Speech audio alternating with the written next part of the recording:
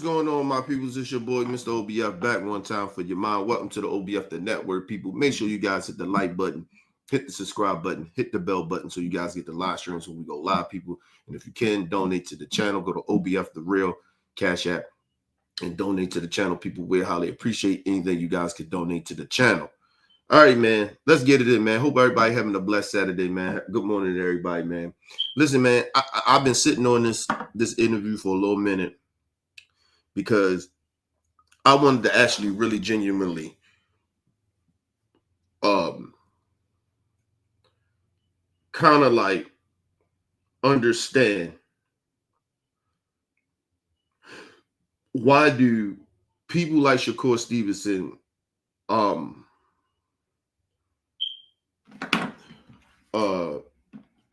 clout chase. Like you get what I mean? Like literally clout chase. Like, listen, and the bad part about it, and then I had to figure it out, right? Partly I knew why he does a lot of the shit that he does and says, but I'm gonna break down some facts about Shakur Stevnson that he may not like and his fans may not like, but it's actually the fucking truth. And listen, I don't mind him if Tank Name comes up and he speaks on it, right? Or any of these other fighters. It comes with the game in a way. It kind of comes with, like, if you're doing an interview, people gonna want to know how you feel about other fighters. They're gonna want to know when you gonna fight these other dudes, or can these fight happen, or you think you could beat this fighter, or that happens. That's just that's a media run. That's just any interviews that you do or podcast, anything. I get it. The problem is with Shakur Stevnson, he lies. He clout chases. He makes up shit that doesn't even make any sense. So let's get into this, people. He decides to go do a interview on the Breakfast Club. Okay? Now, I'm gonna break down some facts with this shit because this nigga he really irritates me at this point. I believe that Shakur Stevnson is a good fighter. He's not proven yet to be like people trying to put him as an elite fighter. He is not an elite fighter because he hasn't fought any fucking body. But okay, let's move on. Let's get into this. Wake that ass up early in the morning. The Breakfast Club. Morning, everybody. It's DJ NV, Just Hilarious, Charlamagne the Guy. We are the Breakfast Club. Ak is here as well. That means we got a special guest in the building. That's right. The lightweight, everybody's scared to fight, if you ask me. From Newark, New Jersey, ladies and gentlemen, Shakur Stevnson. Welcome, brother. First of all, ain't nobody scared to fight Shakur Stevnson.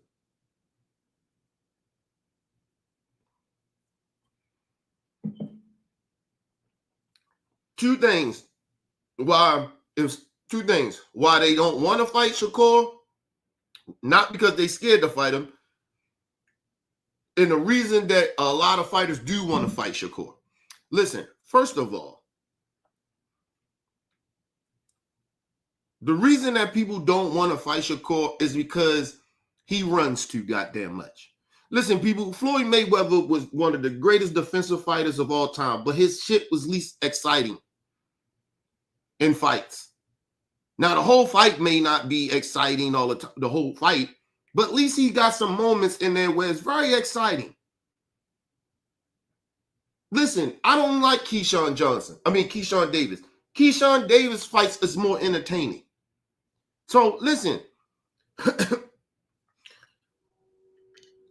people are not scared to fight Shakur. They don't want to fight Shakur because he's going to run the whole fucking fight. He's going to do what Devin Haney did. He's going to do what he did. If he get in there with somebody that can really throw hands and really got power, he's going to run. He's not going to sit there and engage here and there. Now,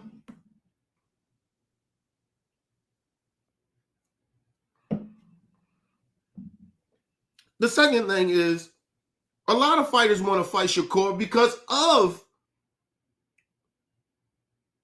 they know that if they can land something on him or he feels their power, he's going to run. So it's like a catch-22 with his shit. Nobody's scared of Shakur to fight Shakur Stevenson. Nobody. In the reason of his skill level, ain't nobody scared to fight him off his skill level or his power. He don't have any fucking power. But anyway, let's move on. So listen, Charlamagne the God probably feel that way in a way, but I took it as a joke, but I don't take it as a joke, if that makes any sense. Let's move on. What's good? What's good? Vix is Mike Charlamagne, so it's supposed to. All right, there we go. How you feeling? Shit, I'm good. I'm good. Mm-hmm. You fighting against William Zapata on July 12th, right? That's a mandatory, right? He actually the interim champ. So Okay. He got the little belt below my weight class, so I'm gonna beat him up. All right. He said a little belt. He said a little belt. And let me say this. If I'm not mistaken,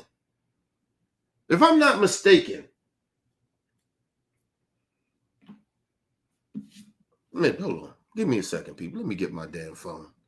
Give me 1 second, y'all. Cause see, I like to know some shit. Cause I'm sick of this nigga, man. Give me a second, y'all. I thought I put on my phone there.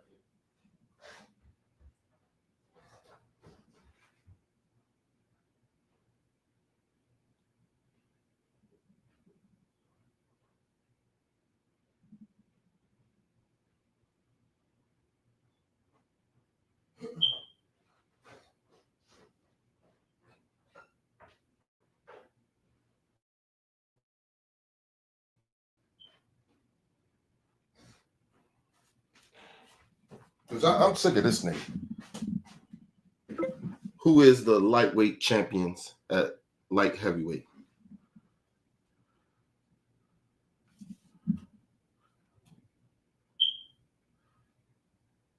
Shit, I said light heavyweight. Damn it.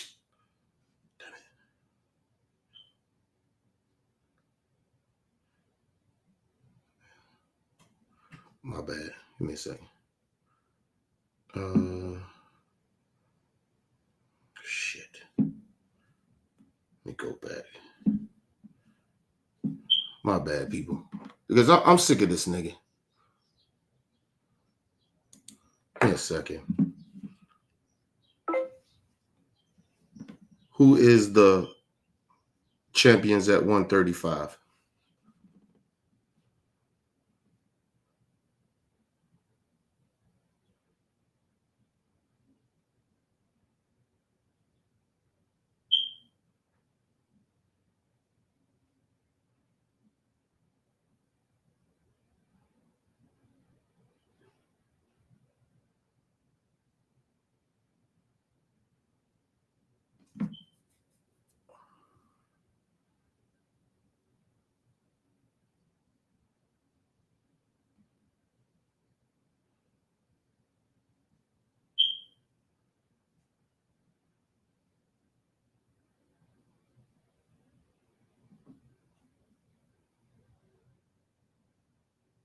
Okay.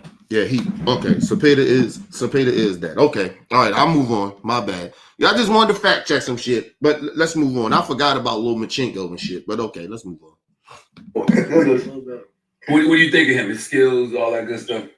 Nah, he's actually a really tough fighter. He's gonna come and put the pressure, and he's gonna come to fight. So it ain't gonna be a boring fight. It's gonna be an entertaining fight.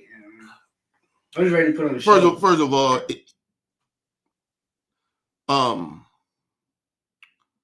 we don't know that.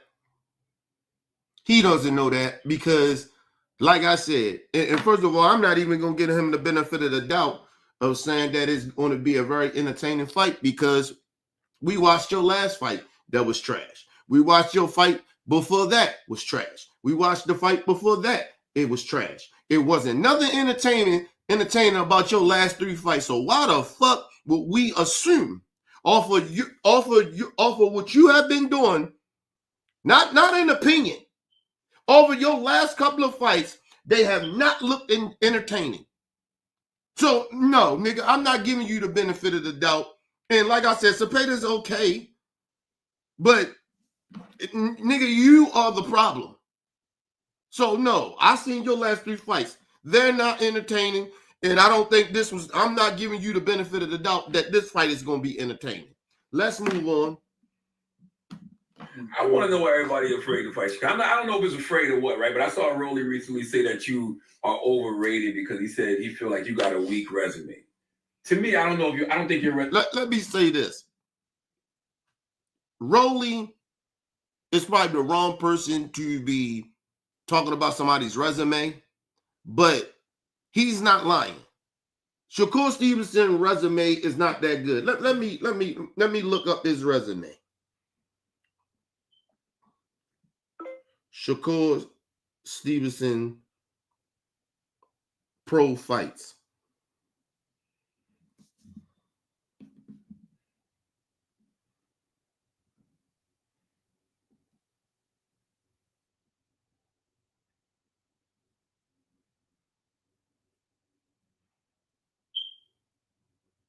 Make sure I got it right. Because we know he ain't never fought on pay-per-view.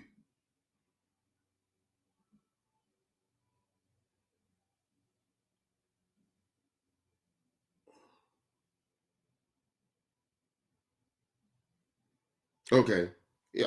Shakur Stevenson, it looked like there's only a couple of dudes here that's noticeable. Is Jamal Harrington and Oscar Valdez. The rest of these motherfuckers nobody knows about. William Cepeda is probably somewhere in between them, or maybe lesser than them. We don't know yet, but let's just move on. He ain't fought no goddamn body. Let's move on. It made your fault because it's not like you aren't calling out these guys. It's not like you don't want to fight the best. Yeah, actually, I'm the guy that really try to fight everybody. Mm-hmm. My last fight, I tried. First of all, you're a liar. You're a liar. Why you always lying? Listen, my thing is, it's one thing of saying I'm the guy that always want to fight everybody. Okay, let me understand something. I mean, let me get people to understand this. Shakur Stevenson, it's almost the Terence Crawford effect this is why I don't like Terence Crawford as a person. These dudes are bad businessmen. These dudes are way too highly confident, and they're not humble enough for me. Like, you're right. You gotta listen. You ain't even got a decent resume. I don't even know if your resume is okay. So that's number one. Number two, Shakur, you never fought on pay-per-view. Oh, I'm sorry, you have fought on pay-per-view. You know how you fought on pay-per-view? You was on the undercard. Just like, I don't know if this is going to be pay-per-view. Most likely will be. But he has never headlined a pay-per-view.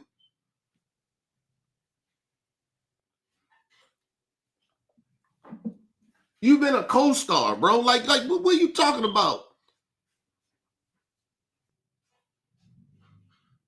You never headlined a pay-per-view when you was, just say you was the top two stars. Top two fighters leading a card at a pay-per-view. You have never done that. So that's number two. Number three, you don't put asses in the seats. You don't put asses in the seats. We know for a fact you can't sell outside of New Jersey. We know that for a fact.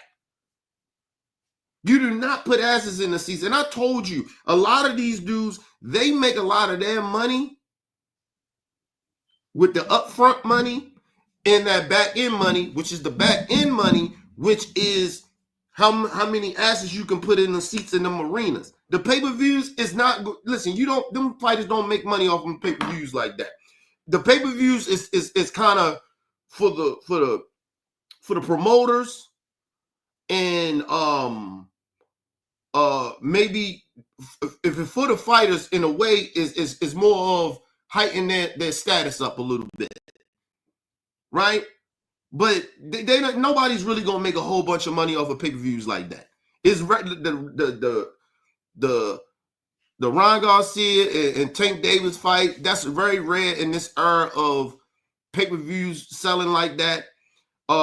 Even when it came to Terence Crawford, he fucked that up. They could have been in the millions too. They just did Canelo numbers. Him and Earl, which their fights could have been bigger than Canelo's. But Terence Crawford, like I said, is a bad businessman. way too highly confident and don't know business and act like he's worth more than he really is. But anyway, so you don't sell outside of your city. And you barely do that. You get booed in your city.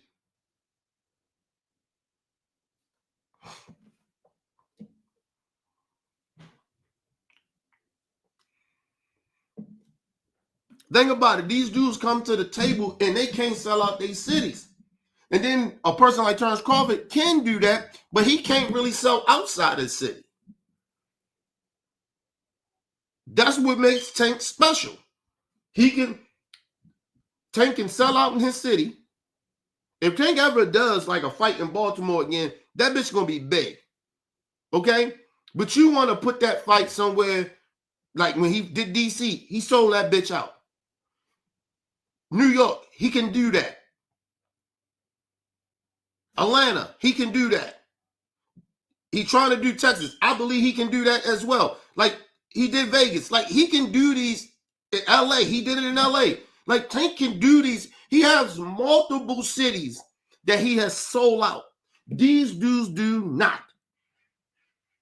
And Shakur is one of them. So no, bro. No. Let's move on. The fight that Kid Austin got, and he ended up sick and caught the flu. And I tried to fight Frank Martin, he pulled out. So I can't really. To my point was he lied. He lied about the Frank Martin shit. Talking about Frank pulled out. Frank didn't pull out. What happened was Shakur was trying to lowball him. He was trying to lowball him.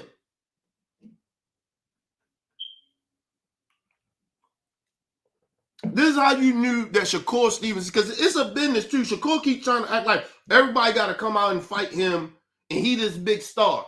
Like, dude, you can't underpay niggas either.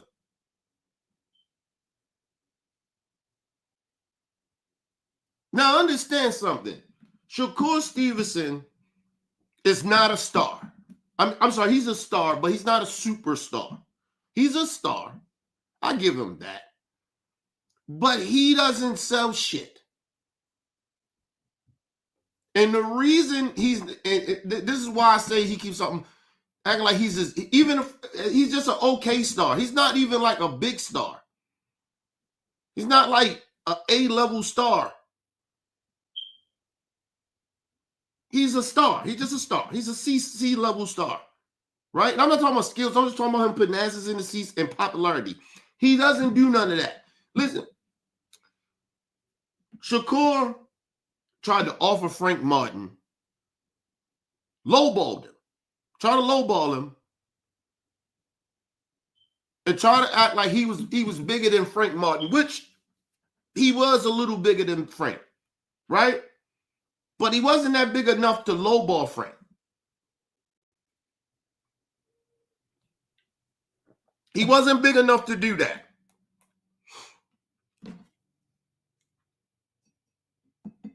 If Frank doing numbers, right? I think Frank was getting paid like $1 million or something. He offered Frank like 500,000 more or something, right? But Shakur wanted to get paid $3 million.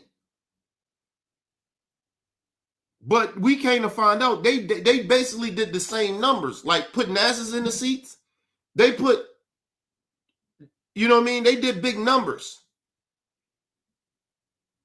So what Shakur should have did, I think he wanted to take the whole $3 million. What he should have just did and say, look, I'll take 250.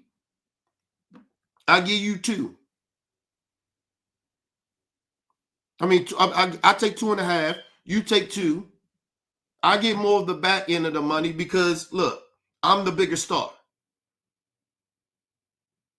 Right? I get more of the gate. That's all he had to do. Mind you, it went pay-per-view. They'd have put it on pay-per-view, so then you're getting pay-per-view numbers. So you just letting him get that upfront money to let him get the 2. You would have made that shit in the pay-per-views in the back end of the back end. But I told you, these niggas don't understand business. Sometimes they be listening to these fucked up promoters too. Like, nah, bro, go ahead and give him the 2. I'll take 250. But I want more of the back end of the gate and the pay-per-views. You get whatever left.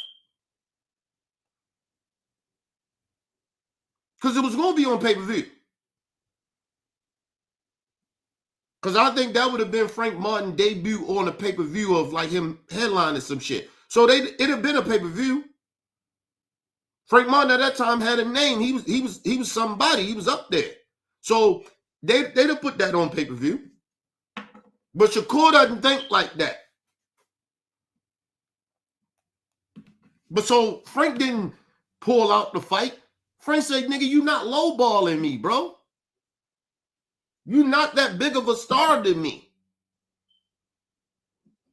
I beat you, I'm a superstar. You're a star, but if I beat you and I'm an up-and-coming star, I'm right there, and I beat you, I'm a big star now.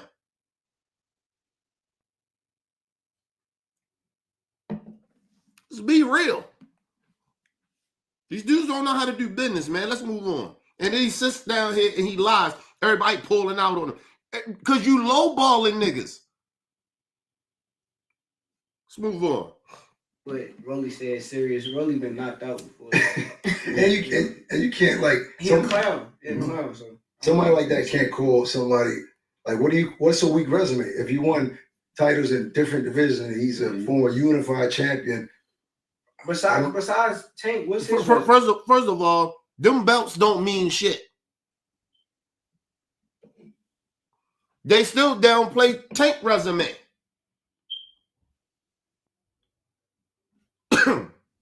Tank got all these belts, but he's still bigger than them niggas. Tell me what these belts is meaning to these niggas. The problem is they're not fighting anybody. And they're not entertaining. Tank is entertaining and he's fighting better competition. These are facts. But watch how later in this shit they downplay Tank resume or who he fought. Watch this shit. Yeah, and he got knocked out. Truthfully, and he got knocked out. So who would you want to fight? Who would you love to fight that you feel like you just can't get it done? You want to fight Tank? I don't want to like keep saying that. My bad, because I was getting ready to say that happens in interviews that bring up people's name. They never brought up Tank name. He brought up Tank name. They asked him, who you want to fight? Tank. Okay, cool. But watch how this nigga. Listen, I'm gonna say this once again too, so people understand. He can keep bringing up Tank name all he want. The nigga copped out the fight. Now he copped out. He jumped. He didn't want to fight. These are facts. And it wasn't about money. It wasn't about none of that. He just didn't want to fight Tank. And I'm gonna break it down. I'm gonna put the fucking truth out here because he's lying. But let's move on. Fight Tank. But I think that's the biggest fight in the sport of boxing. She a big Tank. You know she from Baltimore. You want Tank to knock you out, yo. I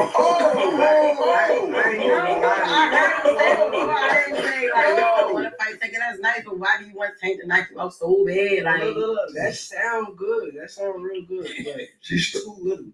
I promise you, he's too little. And you gonna be surprised that night. Matter of fact, you probably thought Lamont was gonna get knocked out too. She did. I did. Exactly. I did. Mind you, he says Tank is too little. Why you fighting at 135? He's too little. Number two, Tank fought niggas that's way bigger than you. Way bigger than you. And then they brought up Lamar Roach. Let me just say something. Listen, let me be very, very honest about this.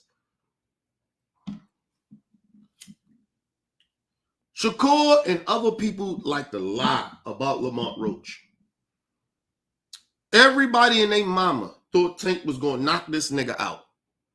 Everybody do. Even Shakur, he's a liar. I know he lying. Everybody thought that this was a cherry pick. Shakur said it a while. If I'm mistaken, I swore Shakur said something like this. I could be wrong. They didn't give Lamont Roach a chance. I never said that. I was one of those people that said, hey man, Lamont Roach like that. Shakur was not one of those people. And watch how this nigga lies and says that, oh, he said, oh, you thought that about Lamont Roach. And then watch how he try to act like, well, I knew this, I knew this. You ain't know shit. But let's move on. This nigga stay lying, man. With the braid and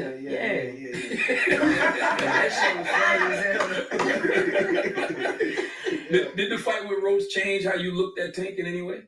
I knew how the fight was gonna go. I bet money and won money that night. I knew exactly how that fight was gonna go. I had Lamont Roach. How you knew the fight was gonna go that way?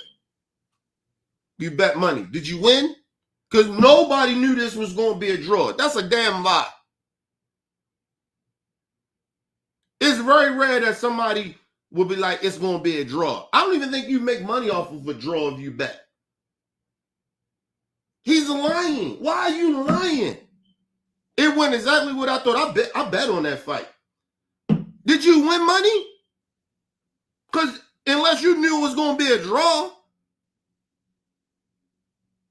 So if you bet on the fight and you thought, never mind. This dude is just blatantly lying. This dude is a clout chaser. Listen, this is why Shakur gets the backlash that he get.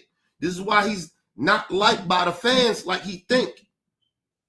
He got his little fans, but nobody outside of him really out of his fans like, yo, he like that because he lies. Let's move on. In my training camp for sparring, and when he pulled up for sparring, I kind of knew what type of fighter he was, and I kind of imaged in my brain how the fight was gonna go with him and Tank, and I swear it kind of went exactly like I said. Wow. Who do you feel won the fight? I thought Lamont won. Facts. We could say. Yeah, you thought Lamont. Think about it. You thought he came to your training camp. You in your mind, you picture how he's going to fight. So you bet it that nobody asked this nigga. Did you bet on the draw?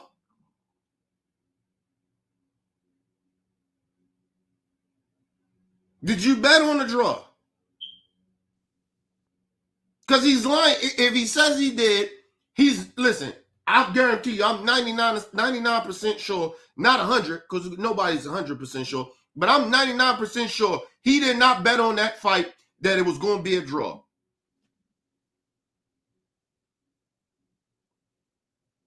Nobody really bets that a fight going to be a draw. Usually somebody bet on each fighter.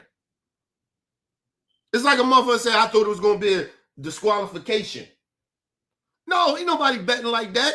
Listen, he's lying. I thought Lamont Roach won. Listen, let me just say this. If they count the knockdown, yes, Lamont Roach won. And it wasn't even a knockdown. It was with Tank Day, he took the knee. Right? If you count that, yeah, Lamont Roach won.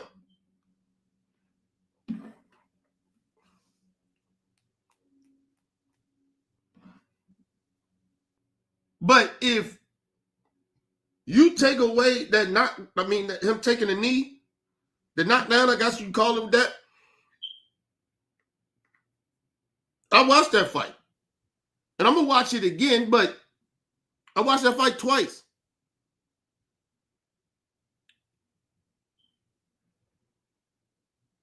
Lamont Roach did enough to where, without the knockdown, he did enough to be like, I can get at a draw. He did enough because Tank was doing all types of stupid shit in the ring. And you know me, I criticized Tank on that fight. I think that was the worst fight I ever seen Tank fight. But did Lamont Roach go out there and smoke him like that? No. A lot of shit that would happen what Lamont Roach was doing, it was because of Tank. And I put money on that shit. Listen, but I can see somebody saying he did enough for it to be a draw. For people to say like, oh, I thought he won, bullshit. The only reason you saying that he won is because of what Tank did by taking the knee, and he didn't live up to the expectations of everybody thinking that he should have knocked this nigga out. That is it. And I told y'all, Lamont Roach, the only thing I had an issue with, or I didn't know for sure, if he had a chin. That is it. Other than that, skill level, all that shit, yeah, Lamont Roach got that. He liked that. I just didn't know if he had a chin or not. But he has the fucking chin. And one of the biggest things that surprised me, because it was the unknown of him having a chin. That's the only thing that I was unknown of. Like, did he have a chin? I was skeptical about. But the thing that actually really genuinely shocked me was his defense. Believe it or not, it was his defense. It was almost like the Pitbull Cruz shit, like motherfuckers underestimated Pitbull Cruz defense. So, and that's how Tank should have treated that fight. Like, yo, Tank, you may not knock this nigga out, man. Get the boxing. And what helped Tank was in that Pitbull Cruz fight, because I think he still would have probably tried to knock Pitbull out, which he was trying to do. But then he fucked his hand up. He had no choice but to box. And you see what he did. He outboxed this nigga. If he'd have did that with a Lamont Roach, we wouldn't even been talking about that shit. We wouldn't even talk about Lamont Roach. Because I don't think Lamont Roach is a better boxer than Tank.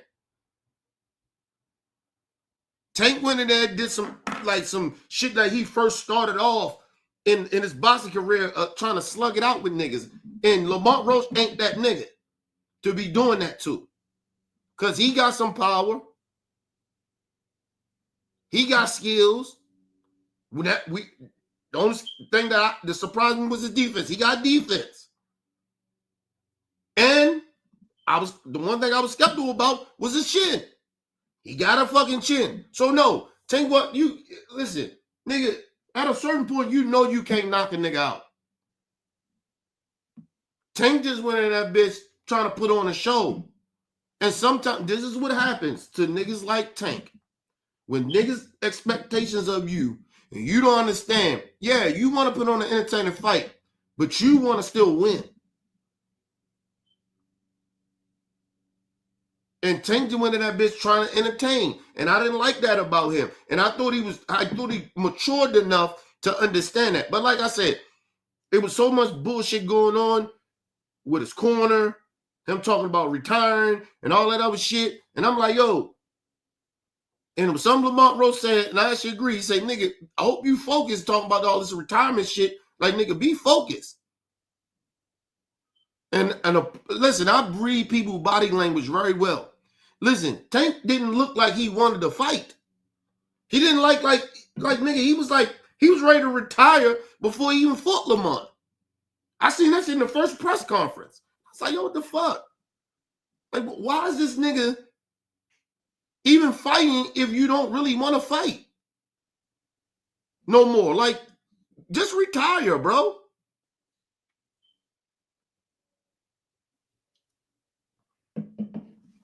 And what happened is that he's in that contract with Prime in the PBC.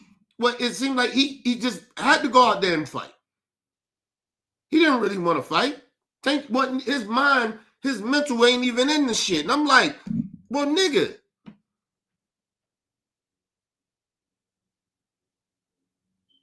First of all, they can't lose no money if you retire.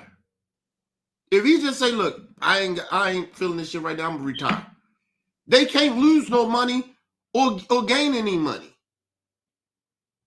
You just want to retire. You can retire. I don't give a fuck. You're in the middle of a contract. You can retire. Nigga, you don't want to fight, don't fight, nigga. That's my issue with Tank, nigga. Listen, I love Tank, nigga. Listen, you know I'm one of Tank's biggest supporters, but I ain't biased too biased to or that biased to not criticize him when I see some fuck shit that he does. And that's the difference between people like saying they fans. Like, you gotta understand that, bro. I gotta be a fan of Tank, but he doing fuck shit, nigga. I'm like, nah, bro. Because you actually doing a disservice to the fans, actually, when you ain't mentally fully there. Because we know what you can do, but if you ain't there to do that shit, you don't want to be there, nigga, retire. I didn't need to see this Lamont Roach fight if you didn't want to fight, nigga. But don't get this shit twisted. That Lamont Roach shit, that was more on Tank than it was really Lamont. Lamont, listen, he a solid fighter. He liked that as a fighter. But it was more of Tank of why that fight went the way it went. Not saying it wasn't going to be tough for Tank or nothing like that. I said it was going to be tough for him. But, you know, the shit that Tank was doing, what the fuck? Like, nigga, no. That was the worst I ever seen Tank. And I stand on that shit. Right on the No, I'm not gonna front. No, I ain't saying it. Nah. Grease thing with the little knee, I thought Lamont won. Lamont definitely surprised me. So even though they didn't call the knee a knockdown, you still felt Lamont won more rounds. Yes, I thought it was at least. And he lying. And that's not just an opinion. That's just him lying. He's just lying. Lamont Roach did not do enough without Tank taking a knee. First of all, Tank already going to be the favorite coming in that fight with them judges anyway. Let's just be real. That's why even, think about it. They didn't even count the knee. Right? Tank already, they wasn't going to give Lamont Roach that fight. He didn't do that much to win that fight. And you heard him. And then the Shakur going to try to lie and say, oh, without the knee, because he asked him, without the knee, you still think he won? 7-5. Come on, bro. Stop, man. Stop.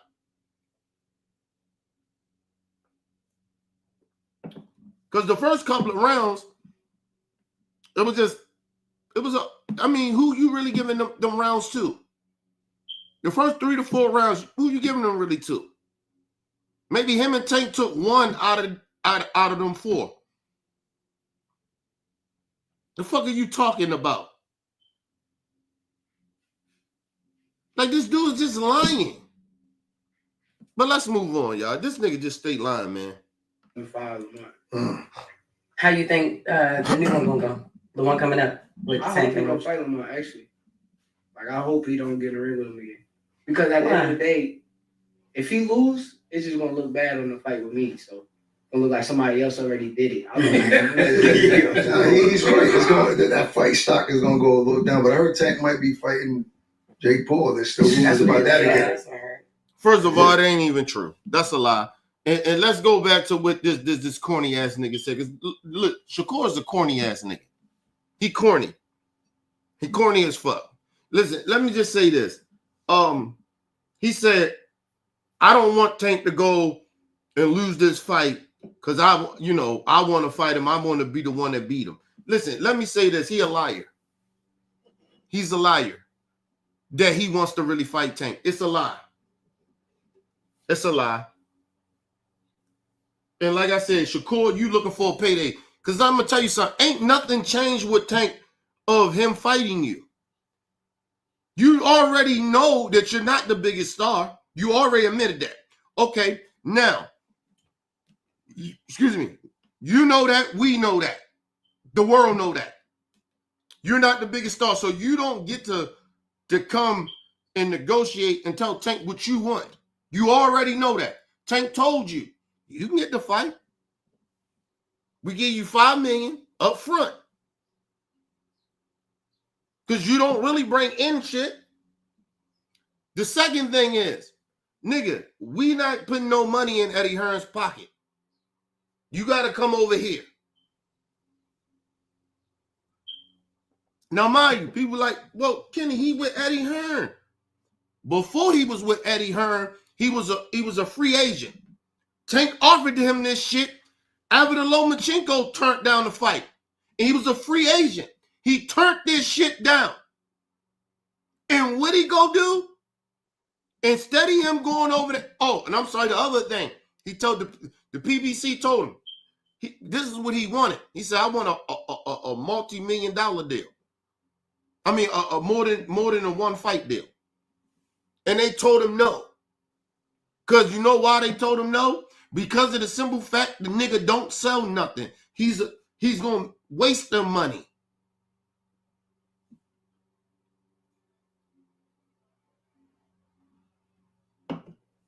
He's going to waste their money. That was the reason that the PBC was like, nah, you got this one fight deal, come over and do this with Tank.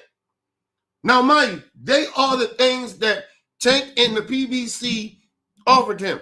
You tell me why he turned that down. It would have been his biggest payday.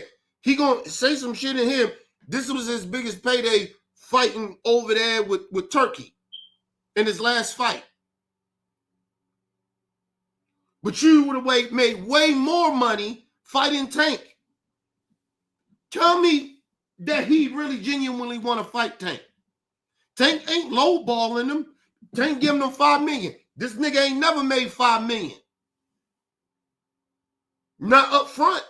And then on the back end, you gotta think about it. Pay-per-view sales gonna be very high because of Tank and Shakur got a name.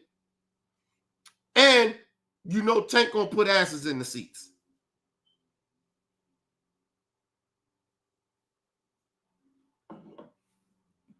You already know that about Tank. Tank gonna already sell that bitch out on his own.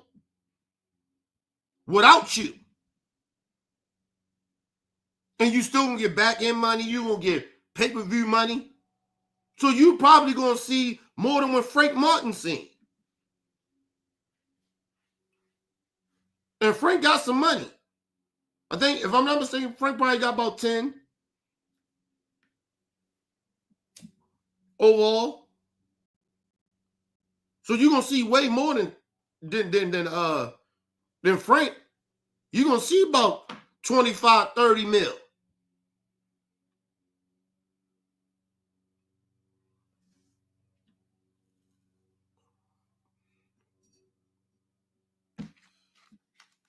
Shit is a guarantee that you're already gonna see 10 million just because you're gonna get upfront 5 million, and then you know selling out the arena, you're gonna get about 5 million. And then you throw in the pay-per-view sales and shit like that. Oh shit. This nigga gonna see about 20, 25 mil. Biggest payday he ever had in his life. For one night. Shakur, you put Shakur last 5 to 6 fights. He might have he might come close to 20 million. Maybe. Listen to me, and we're talking about after taxes, this nigga's going to have about 25 million. After taxes. This nigga, this nigga is delusional. And I'm ballpark figuring some of this money because you got to think of after taxes, but I know after taxes, this nigga's going to at least see about 25 million. No less than 25. But that's all he had to do. He was a free agent. He didn't, the Eddie Hearn shit wasn't even an issue because he was a free agent. The second thing was, nigga, take the 5 million. He didn't want to take the 5 million. Then number 3, he wanted to tell PBC, no, I need multiple fight deals. No, nigga, you get one, you be back a free agent. And you're gonna make 25, the less you're gonna make it 25 million fucking with us. The biggest payday you ever had. No, we good on that. He wouldn't take it. He don't want to fight Tank. He's a liar. He's trying to outprice himself to the point of hoping Tank loses. It's number one. So he don't have to fight Tank. And if he does fight Tank, if Tank lose, right? So then now he can go to the table and say, look, nigga, you already lost, man. I'm undefeated. I got these belts and all this other shit. It's almost what Terrence Crawford did. These niggas are not, they don't want to fight these niggas when they at their peak and when they the shit. They don't want to do that. They want to have some type of leverage over motherfuckers. They knew Earl wasn't like that. Terrence Crawford, that fight should have been got made.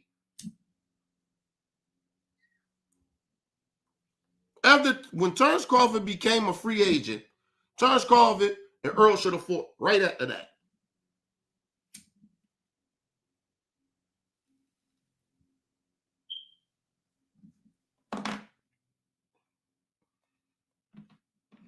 After Earl fought,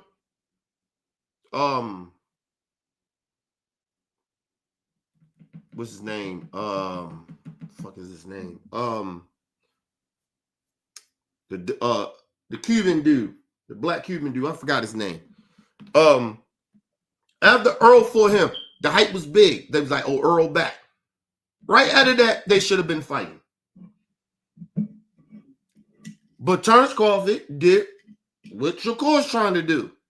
Overpriced themselves. You got one belt. Earl got 3. He was trying to pretend that he sold more than Earl. He's a bigger pay-per-view star than Earl. He's a bigger star than Earl. He got more belts than Earl. He doesn't. So you gotta kind of like take a little less. You're not equally on his level. Financially, you wasn't. As a star, you wasn't. As holding all the belts, you wasn't. I don't give a fuck about your belts you had at 140. You was undisputed. We talking about 147. But like I said, that was Earl's fault.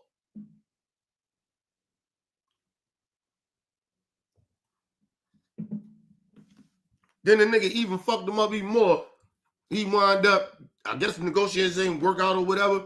He wound up go fight some bum for a tune-up, and Earl ain't fighting a whole fucking year and a half. Like, nigga, please, man. Well, I'm sorry, a whole year. Nah, bro. That was Earl's fault. I blame Earl for that fight.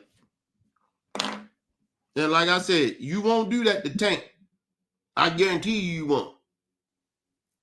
Tank already told you, nigga, I'd rather fight your little brother, Keyshawn Davis, before I fight you.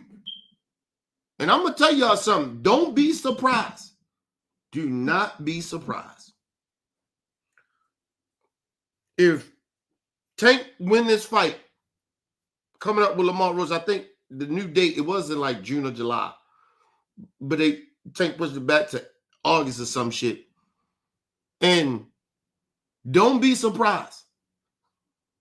If Tank wins that fight, which I believe he will, and Shakur get ready to fight Cepeda or whatever who he get ready to fight, it's going to be an excuse for why Shakur not going to want to fight Tank. Because he's a free agent after this fight. There's no reason for him to sign with nobody until Tank fights whoever he fights. I mean, if he fight Lamont Roach, there's no reason. He should be a free agent until Tank fight Lamont Roach. Excuse me. And then soon Lamont Roach and that fight is over and just say Tank wins, which I believe he will. Shakur should be there at that fight and Shakur should get up in that ring. But I guarantee he won't do it. I bet it just ain't said, I guarantee he won't do it. He better. Since he talking all this shit, he want to fight Tank and all this other shit. He better get up there and be ready to fight Tank. at that Lamont Roach fight. Even if Tank lose, Lamont Roach win. Lamont Roach is that guy.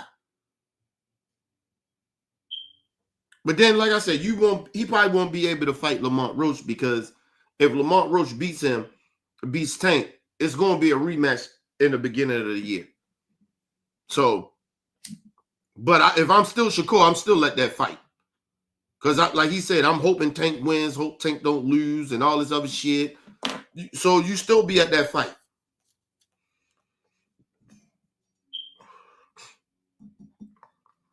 But let's move on.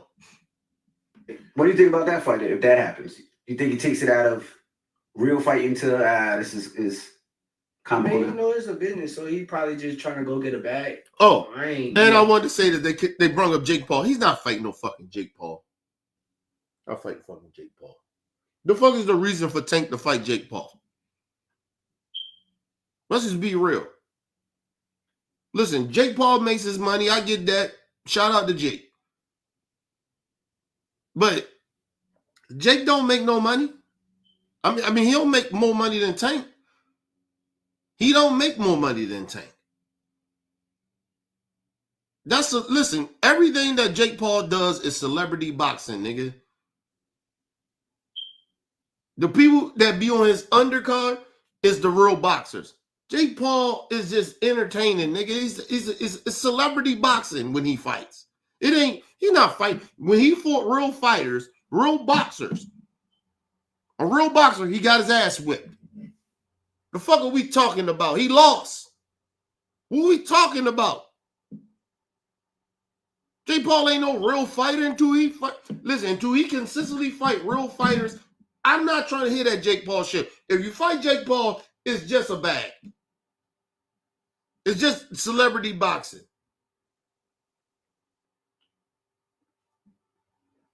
Just being real. Don't fuck about no damn Jake Paul.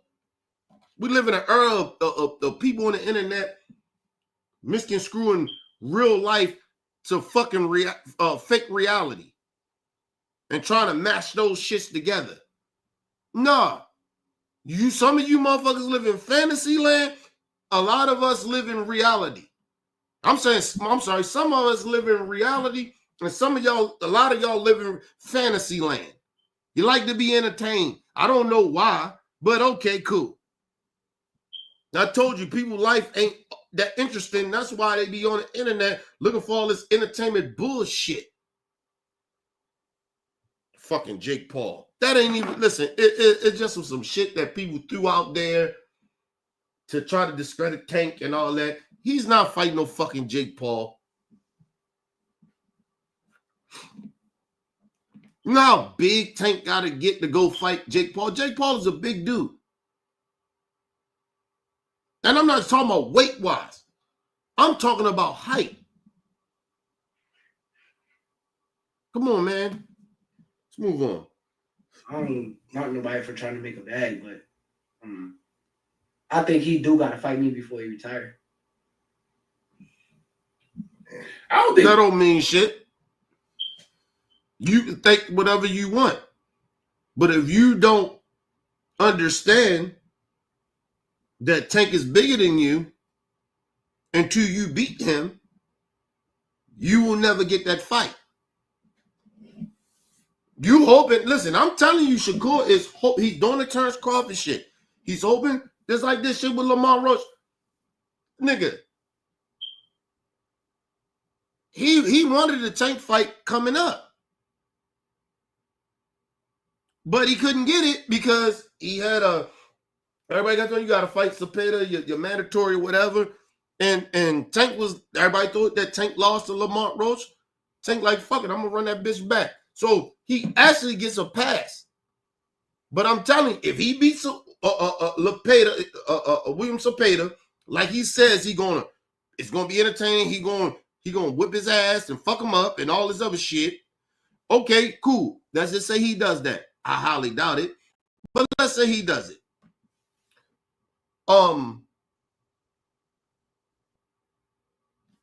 And Tank handle his business. Regardless if Tank don't knock him out or not, but Tank whip his ass and everybody like, oh yeah, Tank won that fight. Okay, cool. Okay, cool. Shakur Stevens should be fighting Tank by the end of the year, or because if I'm Tank, if I want to retire, I'm getting this nigga out here. I'm fighting him at the end of December. Straight up. Straight up. I don't even want to fight him at the beginning of the year. I want to fight his ass soon I fight. And if I beat Lamont Roach, if I ain't take too much damage in that fight, I'm fighting this nigga in December, the end of December. And get this fight over with. Make it the biggest fight, whatever. Shakur like to say it. Okay, the biggest fight. Okay, cool. And I'm retiring. Because I think Tank only got 2 more fights. And he can go ahead. I think he's out of his contract. He can lead the game. But let me say this. If Shakur go out there and lay an egg with William Cepeda, it doesn't matter if Tank loses or not. That fight will not happen. I'm just telling y'all that because this is about business as well. This shit got to get sold. I don't give a fuck how highly confident that Shakur Stevnson, sees himself or think of himself. Nigga, this is business, nigga. And you don't sell. And I guarantee you, this fight that he get ready to fight is not going to sell. He's on the undercard of a fight, bro. He's co-main eventing a fight. He's not even the main star, the main attraction.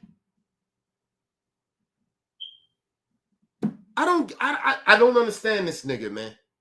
But anyway, let's move on. Yeah, man, it's interesting, right? Because does Tank have a great resume when you look at it like that? I think his resume is solid. I think it's just kind of downplayed just because he kind of weight drained a lot of people. So he ain't really.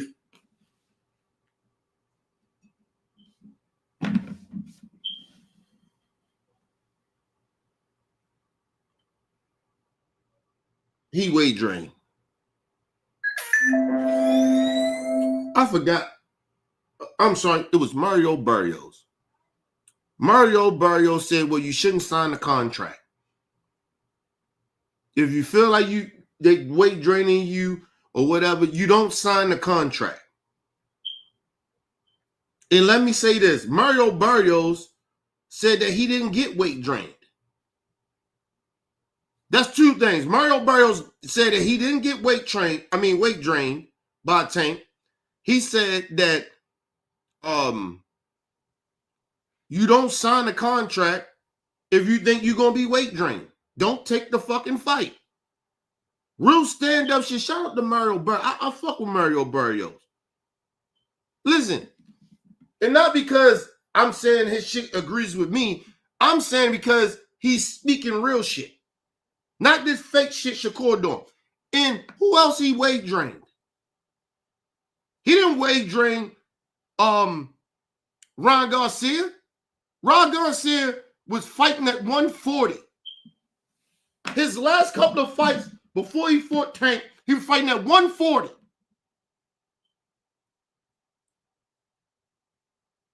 Okay, Tank say, look, I don't fight at 140. Look, I'll meet you halfway. I fight at 135. Tank obviously, I'm not comfortable at 140. You gonna make a nigga fight at a weight that if he not comfortable at? And like Mario Barrios said, don't sign the contract. Ron shouldn't have signed the contract.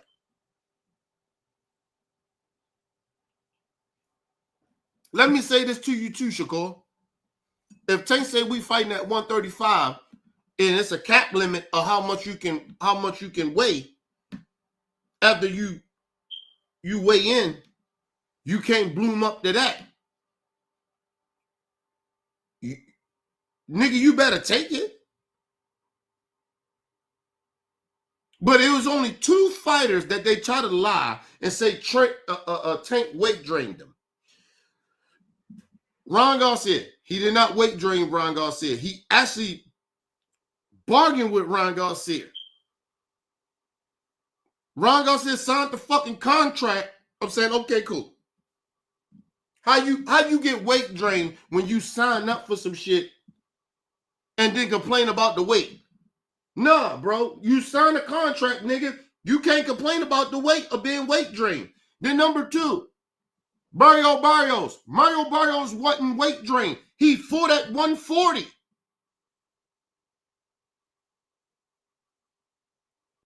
It was none in Mario Barrios' contract the West said he couldn't gain a little bit more weight after that. Mario Barrios came in that bitch weighing 147. 150, some shit like that. After the weigh-in. What are you talking about? You don't make no excuse. I was weight drained. Well, don't fight the nigga. You shouldn't be fighting the nigga then. Don't fight the fighters. If I'm a bigger dude, if I can't make that weight and I can't be at my best fighting him, I'm saying straight up to people, listen, I can't fight the Tank, man. Look. I would fight Tank if he fight at my weight. We good.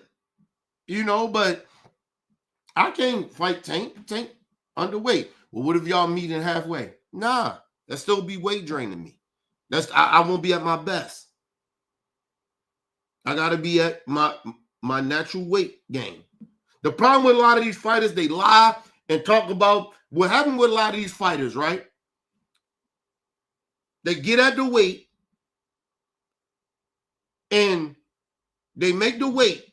You look at a lot of them, they look like they starving them fucking selves just to make weight. And then they get at the weight, the weigh-in, they get the weight, and then them niggas blow up. They don't even supposed to probably be fighting at 147 or 140 or 135. They probably don't supposed to be even fighting then.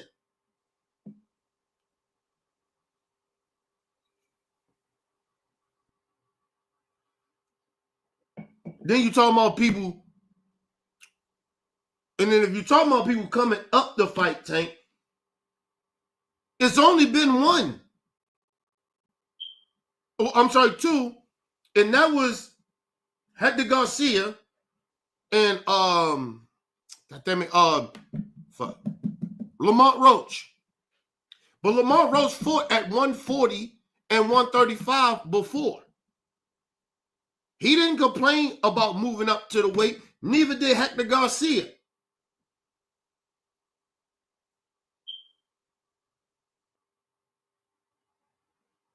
Now,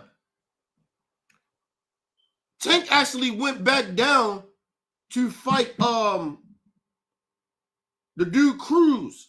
I forgot your first name, but not Pitbull Cruz, but the other Cruz at 130 when he knocked him out. That one of the biggest knockouts I ever seen in my life. But he went back down. Tank was fighting that just for that 140, 135, and then went back down to 130.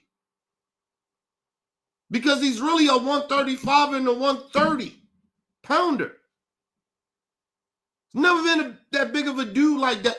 His actual good fighting weight, 135, 130. But he's more comfortable at 135.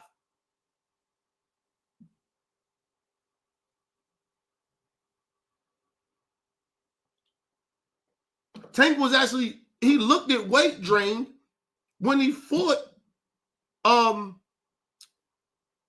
dude Cruz at 130. Tank looked weight drained.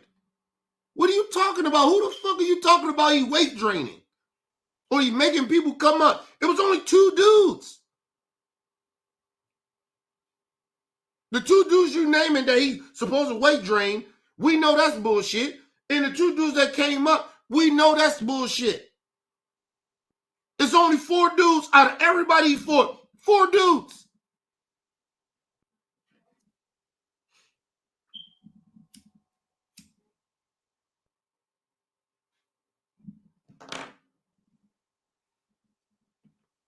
I'm gonna tell you why these niggas hate on Tank.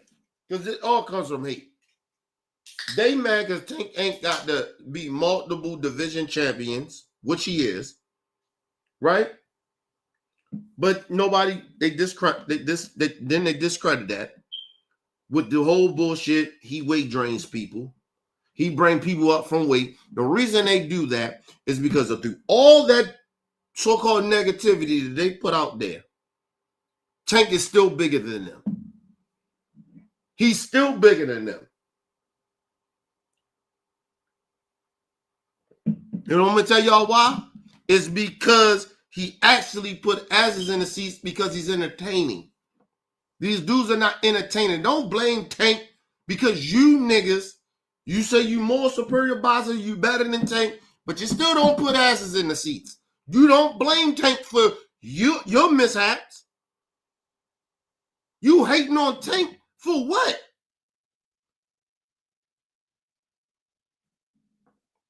Talking about his resume is solid. No, Tank resume is very, very good. Very, very good. He has made more superstars than you niggas has ever had.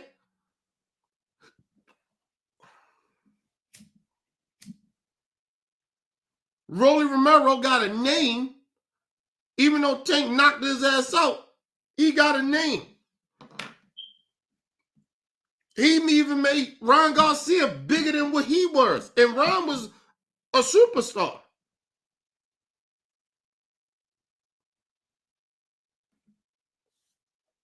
The reason, listen, I'm going to tell you why Devin Haney thought that he could go and fuck with Ron Garcia. Number one, it was a big payday, right? But it wasn't that big because what they should have did was fight in Vegas or Los Angeles. These niggas fighting in New York. Why? Why are you fighting in New York? Both of you niggas are from LA. If you're going to fight outside of LA, Vegas.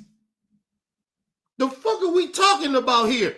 The promoters are horrible.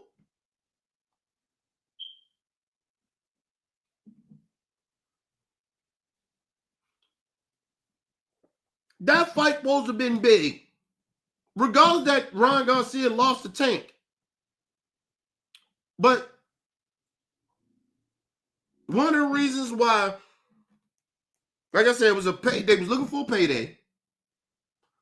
So that was one of the reasons. Off of Ron name. And second of why Devin Haney fought Ron Garcia was because of the simple fact that it was partly because he fought Tank, but the other was because Tank knocked his ass out.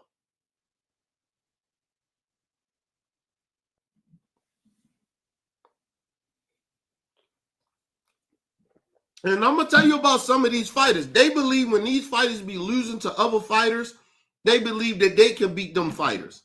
But I told you, a part of what this is and with this boxing shit,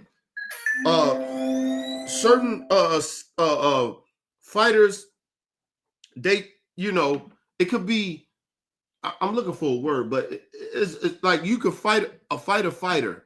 Like I could fight a fighter, right? And I'll beat the fuck out of that fighter. But you go to fight that fighter give you much more of a hard. Styles make fights. That's the word I'm looking for.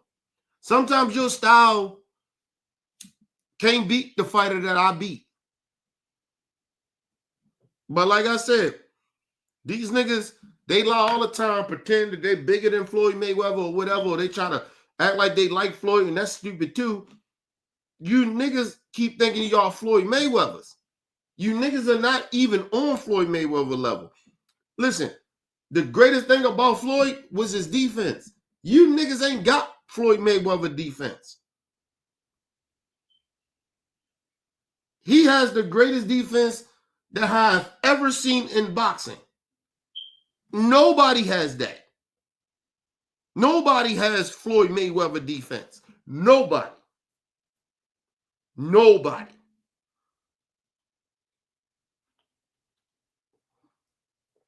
And let me say this too. The other curse with trying to be like Floyd in this generation, in this era right now, you can't just be trying to box like Floyd. You can't get away with that shit no more if you niggas just gonna run around the goddamn ring all day.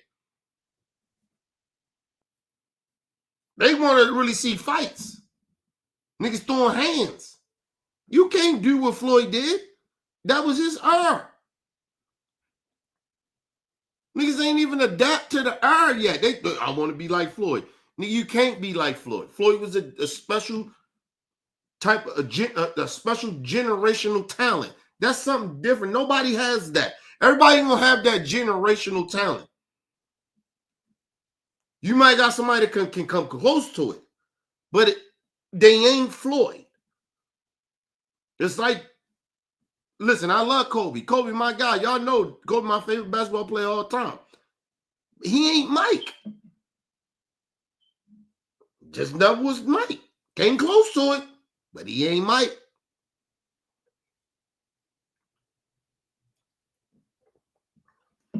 Just trying to tell people.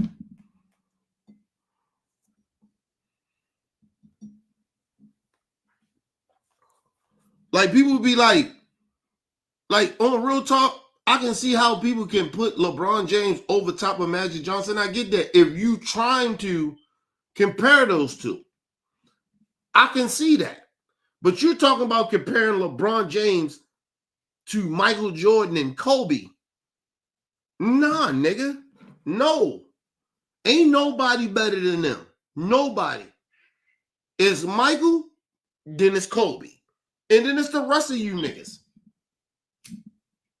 The rest of them niggas. It's no comparison. You can stat pack all you want. Means nothing. It's like in boxing. These niggas are multiple division champions. They talking about, even like with Turnstile, talking about, I'm the greatest, I'll beat Canelo. No, you're not.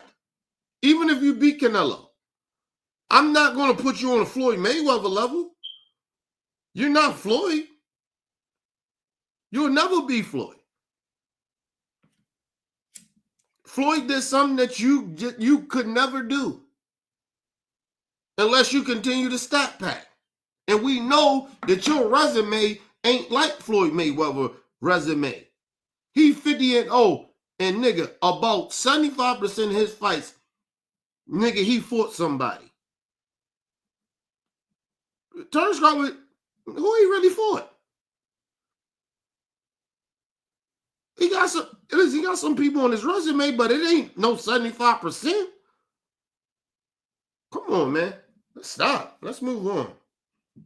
Fight guys at his best, and when he kind of fought the people that was comfortable at the weight class, he kind of struggled, like Pitbull and Lamar Roach. Yeah. I mean, and because he, mind you, two people that he named, because Styles make fights. Two people. Two people. You know the crazy shit about, let me say this. Shakur thinks that he hasn't got challenged like that. At least Tank got challenged. Those two people, they say them two, they challenged him. He got that in his career. You don't have that. Who challenged you in your career? Somebody can say, oh, he really challenged, he really gave Shakur a real tough fight. Shakur ain't got no fight like that because Jamal Herndon, this nigga was out, get ready to go, and he fought Shakur, he retired. Outright, Oscar Valdez, come on, man. He was mad. He was small, bro. Come on, man. And we kind of figured this nigga wasn't that good like that. He's not that great. No, nobody ain't talking about Oscar Valdez no more. He ain't even trying to make a comeback from that. Like, if you fight a superstar like Shakur, you should be able to bounce back and be somebody. Nothing. Because Shakur's not a star. I mean, not a superstar. That's why. You have nobody in your resume that we can say gave you a tough fight. Ever.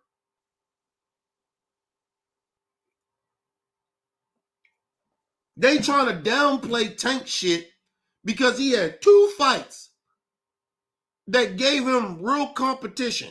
He got way more than that, but they talking about these 2. At least Tank fought some motherfuckers that actually gave him some type of competition, or gave him some type of resistance of like, nigga, nah, nigga, I ain't no bitch. Like, what's up? They came in, they wasn't scared of Tank. Ain't nobody coming into your fights acting like they scared of you. They not scared of you, bro. They worrying about if you gonna run or not. They ain't thinking about that with Tank. Oh, I go fight Tank. Oh, Tank gonna run the fight. He gonna run the whole fight. They ain't thinking about that. They thinking about a lot of fighters that fight Tank. Hope he don't knock me out. That's on. Even the ones that gave him good competitorship and they weren't scared of Tank. They worried about Tank if Tank can knock their ass out. They ain't thinking about that about you, Shakur. They don't fear you. What are you talking about? This is the delusional of this clout chasing that he does. Nobody's fearing you niggas. And this shit actually get worse with this nigga, man. Take a quick commercial break, people. We'll be right back.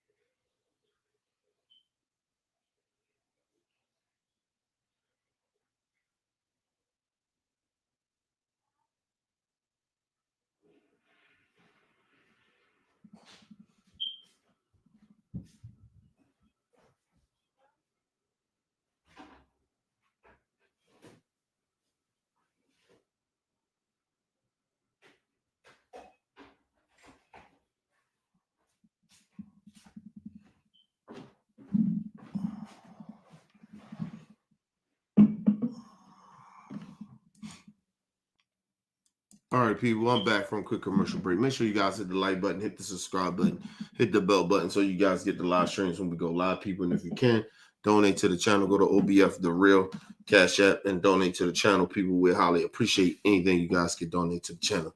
Yeah, man, that's what I'm saying about this clout chasing shit. I don't like that these niggas do this shit. Like Shakur, the bad part about it, the reason he does it is because he's way too overconfident than what he should be, when he's not as humble as he's supposed to be. So he says shit that doesn't make no sense and try to act like he this and he that. You not that. You can feel like, yo, I can beat Tank. That's cool, nigga. I ain't mad at you on that. I'm mad at you lying about shit that's factual. That we all know this shit. Not on no fanboy shit, nigga. We talking about facts. We know what you're lying about. And then let's move on, yo. This nigga is out of his mind, man. Let's move. You know, so accepted by our community, the hip hop culture. He became very popular because he knocks people out. But when you think about it, I think first of all, Tank is bigger than outside of just our culture. Our people fuck with Tank. Of course we do. But Tank is bigger than that. You don't sell out arenas and shit like that just off of our people. Not what Tank is doing. You just don't do that. That's fucking ridiculous. Like, yo, come on, man. So, listen, I don't know who this dude is. This corny ass dude. I don't know who the fuck he is. But don't lie like that. Yeah, he got our people. Yes. But Tank is bigger than I'm not gonna say he's bigger than our people, but like he's our people. We rock with Tank, but Tank is bigger than that. That's why he sells. That's why he does big numbers. It ain't just our people just doing that. What's wrong with you? Why y'all trying to like dumb him? They all trying to dumb who Tank is to it's just not dumb. I don't even want to say that because that's disrespectful about our people. Why are you trying to downplay who Tank really is? To just our community get behind him. Yes, we do. We fuck with Tank, but hey, a lot of us do. But nigga, he's bigger than just. He's doing big numbers. He has crossed over.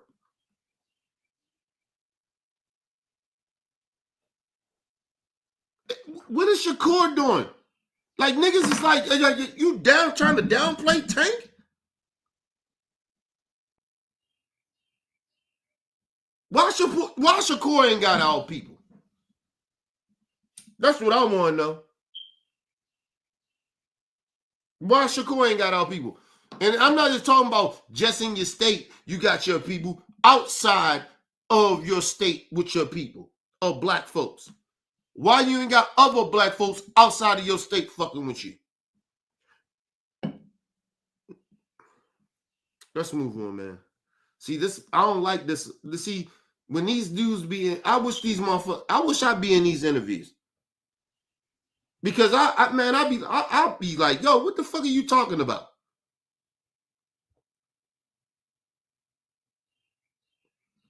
Let's move on. The stigma is the guys, the big names, the Shakurs, the Tiafimos, and Devin, he hasn't fought those guys. Mm-hmm. And that's in the back of. First of all, the Tiafimos, the Devins, they could have fought Tank. Tank, listen, let me just say this. Even if they got big names, that don't mean they sell. Them niggas, listen, they want to fight Tank. They want to dictate to a superstar. Tank is a superstar boxer. They want to dictate to Tank what they want. When you're fucking with the dude that actually somebody, the dudes he just named, ain't superstars. I don't give a fuck how much y'all think that they're better boxers or whatever than Tank. They're not superstars. They're not superstars. So the business matter. These niggas coming in because the I guess the so-called just the boxing fans, that don't sell. That don't sell. Tank is beyond just regular boxing fans. He's bigger than that. So when you go fuck with a Tank, nigga, you gonna most likely, gonna take what Tank give you. Because you fucking with a superstar. Let me tell y'all something. You know why everybody ran to the sheep nigga, whatever, I guess he's Saudi Arabian nigga, whatever he is. You know why they ran to him? So they can stop Tank from fighting. They wanted to gang up on Tank because they can't dictate the Tank by themselves. So they all got together to go with the sheep dude, whatever the fuck his name is. They go to him and thinking that he's going to dictate a fight. Yeah, okay. With Tank. Okay, cool. You keep thinking that.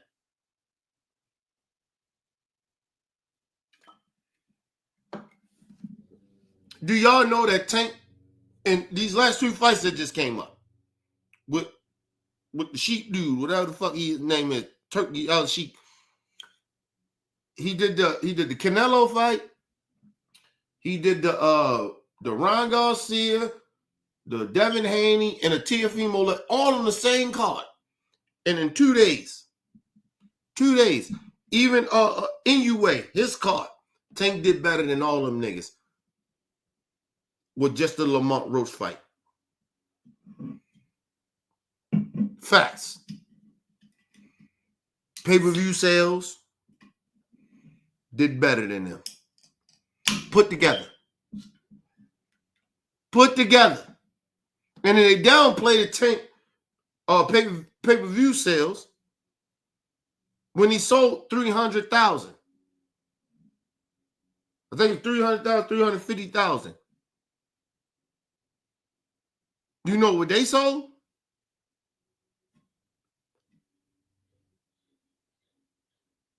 About 50,000, 30,000, something like that. Pay-per-view sales. What are you talking about, man? And Tank his pay-per-views cost more. So he made more money.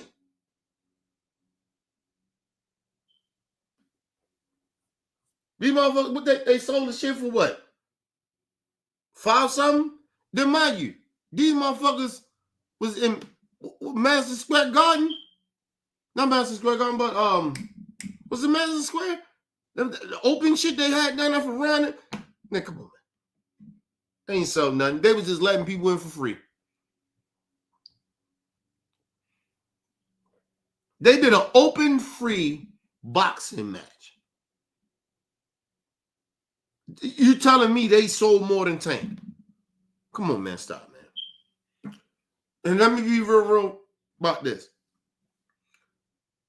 Canelo fought overseas in Saudi Arabia. Fuck out of here. That didn't sell what Tank sold with Lamont Roach in New York. In the Barclays Center. No. No. The fuck out of here. They made some money over there, the fighters, but overall, Turkey lost money. And he continued to lose money because he don't know about boxing. He's a culture vulture.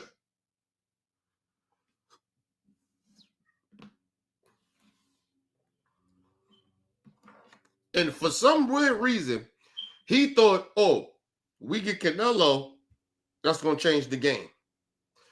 Let me say this. You already fucked the game up if you're going to get Canelo, you got him. You should sell Canelo in America. They sold Canelo over in fucking Saudi Arabia, nigga. The fuck out of here, nigga. They don't sell shit over in no Saudi Arabia, no boxing. Boxing in Saudi Arabia ain't that big. Stop. They overpaid Canelo. Any of them boxers that go over in Saudi Arabia with Turkey and all that, they overpaying them niggas. Them niggas ain't making no money like that. I mean, they're not selling like that. The fighters are. Fighters making money. Remember they try to do this whole big shit in America with the Turnskull fight and Eminem coming out. They lost money. They didn't even pay Turnskull for that much money like y'all thought he did. He didn't make that much money like that. That shit didn't sell. Don't let these fucking people fucking throw y'all off. Like how y'all stuck on stupid. Tank outsells them niggas. All of them. Even Canelo at this point. Because you know why? Because Canelo don't fight nobody.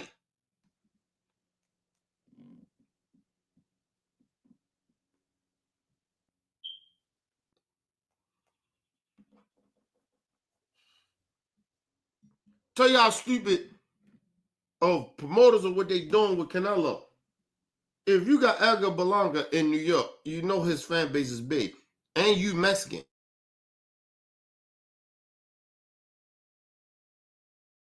Puerto Ricans, they all gonna come out. They should have did the shit in New York. These motherfuckers, listen. These people don't know nothing about business.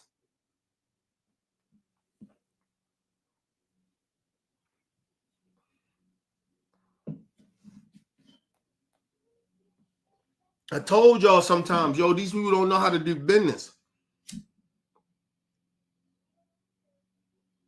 You remember they kept saying, oh, Tank, they delaying Tank ain't had his shit in Texas or whatever. What it was with the shit in Texas was with the Lamont Roach fight was because part of it was because nobody knew who the fuck Lamont Roach was.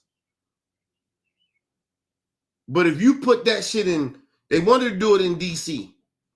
They couldn't get the DC venue. So they tried to do Texas first. They tried to move the shit back to DC. They couldn't get it back to DC. The next shit that was open was the Barclays Center. That's actually the East Coast. It's kind of New York.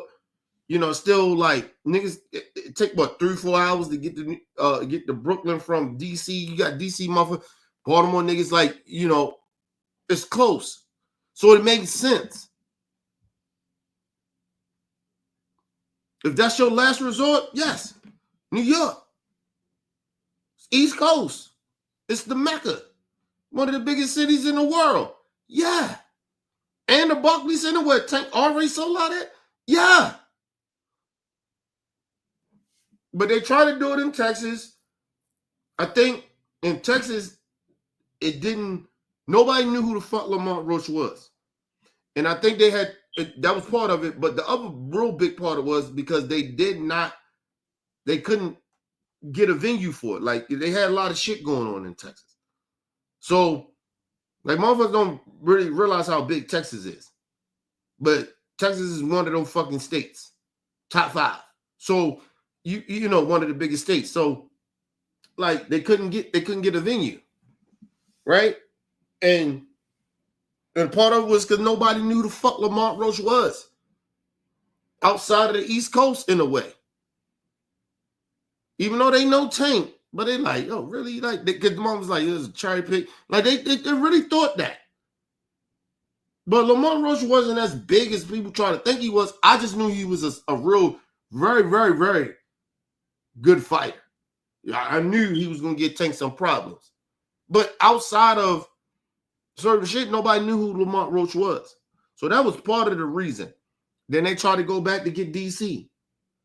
They couldn't go back and get DC because they was, you know, they just couldn't. Like, everything was booked. Okay, cool. Then they had to go to New York. That's neutral grounds in a way for us, DC, Baltimore niggas. Neutral ground. So go to DC. I'm sorry, go to New York. Barclays Center. Now, one, Tank is beloved there. He's beloved there. And number 2, it's a mutual ground. You know what I mean? You can get some DC niggas come. You're going to get some Baltimore niggas. And got the New York niggas. You know what I mean? That probably fuck with Lamont Roach and fuck with Tank. So you got that. So that shit was all good like that. That's why that shit happened the way it happened that way. But they really was trying to get Texas, and they just couldn't. They couldn't get Texas. Because like I said, a part of it was, not a big part of it, but it was a part of it because nobody knew who Lamont Roach was. And then, like I said, they wasn't going to. Because like I told you, some people look at numbers. It's business. They looked at it, shit was like, may not do no numbers like that. We're gonna push other shit back or say no to this. Like, nah. They wasn't gonna do none of that shit. Not for Lamont Roach. Yeah, Tank big like that, but they like, yo, come on, man. And it's Texas. It's in the South. It's different. You get what I mean? It's different in the South. It's how motherfuckers look at shit in the South is way different from how niggas over here in the East Coast look at shit. Like, let's be real. Like, motherfuckers keep acting like it ain't, that shit don't matter. It's like people try to pretend race don't matter. Like, nigga, it depends where you from a coast. It does. So when you talking about business. Yeah, nigga, no. They was not pushing, Tank is beloved. And mind you, Tank did a big fight in Texas yet. So, you know what I mean? Tank is loved, but is he really that loved in Texas? You know what I mean? He's a superstar. I get it. But Nigga, you ain't did nothing in Texas, nigga. Like, let's be real. Like, people, like, they take that shit, acting like that shit don't matter. Nigga, you ain't from that state, nigga. I love Tank, nigga. Like, no, but you can't go down in Texas and do no shit down in Texas, nigga. And you ain't got no name with that? Listen, it would have made more sense.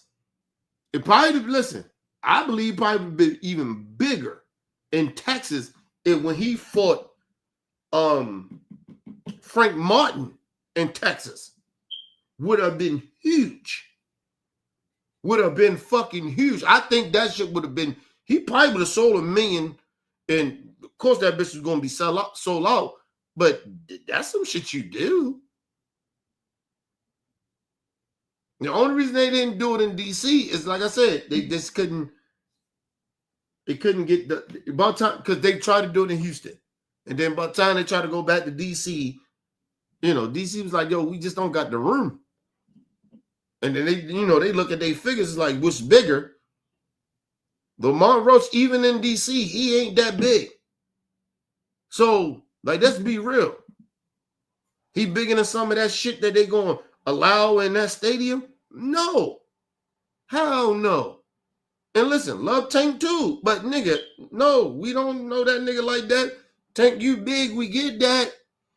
And you did big numbers, but hey, that's how that goes.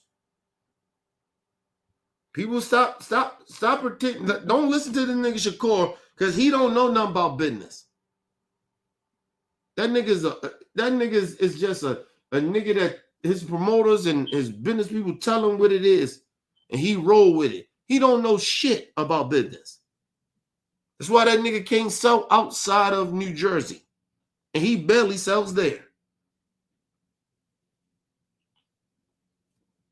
Let's move on.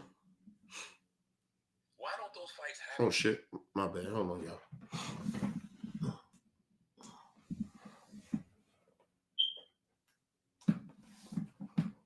Left channel, right channel. Oh shit. Damn commercial. Give me a second, y'all. Yeah, but don't let them niggas fool y'all, man. Them niggas, they don't listen. Shakur don't know nothing about business. He don't know shit about business. He on that Terrence Crawford shit. These niggas claim they bosses, but they don't know shit about business. Hold on. Let me go back just a little bit. Damn, I went too far. Hold on.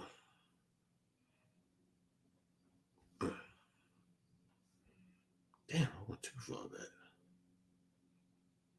All right, here we go. There we go.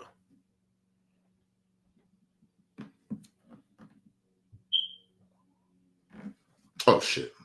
Damn, my bad, yo.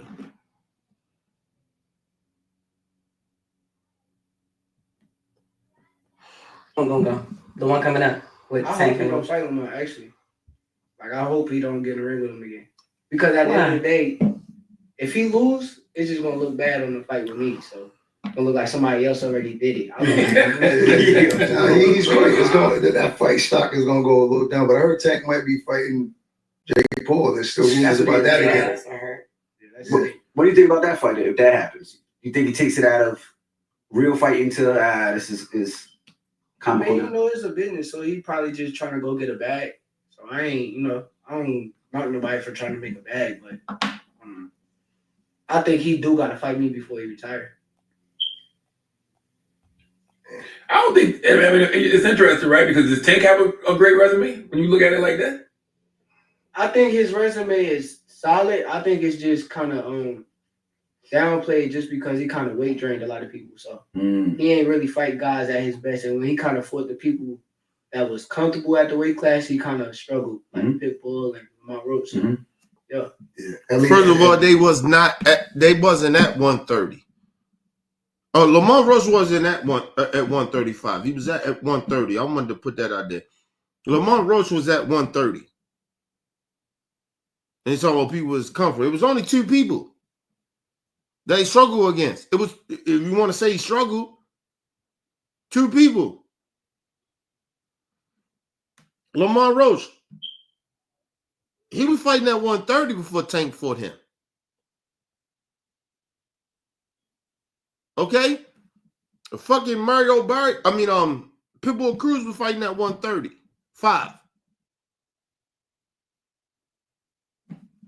So, style make fights. At least he fighting somebody like that.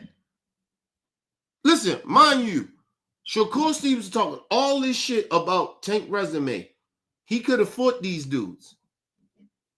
But he's not fighting those dudes because he over there with Eddie Hearn. And Eddie Hearn is not a great promoter. He's just as worse as the dude Sheik, whoever the fuck he is from Saudi Arabia. He's just as worse. They don't make great fights. That's why, listen. Let's move on, man. Move on. Because he, so accepted by our community, the hip hop culture, he became very popular because he knocks people out. But when you think about it, I think the stigma is the guys, the big names, the Shakurs, the Teofimos, and Devin. He hasn't fought those guys, and that's in the back of everybody's mind. Why don't those fights happen? And let me say that. Time out. Let me say this too.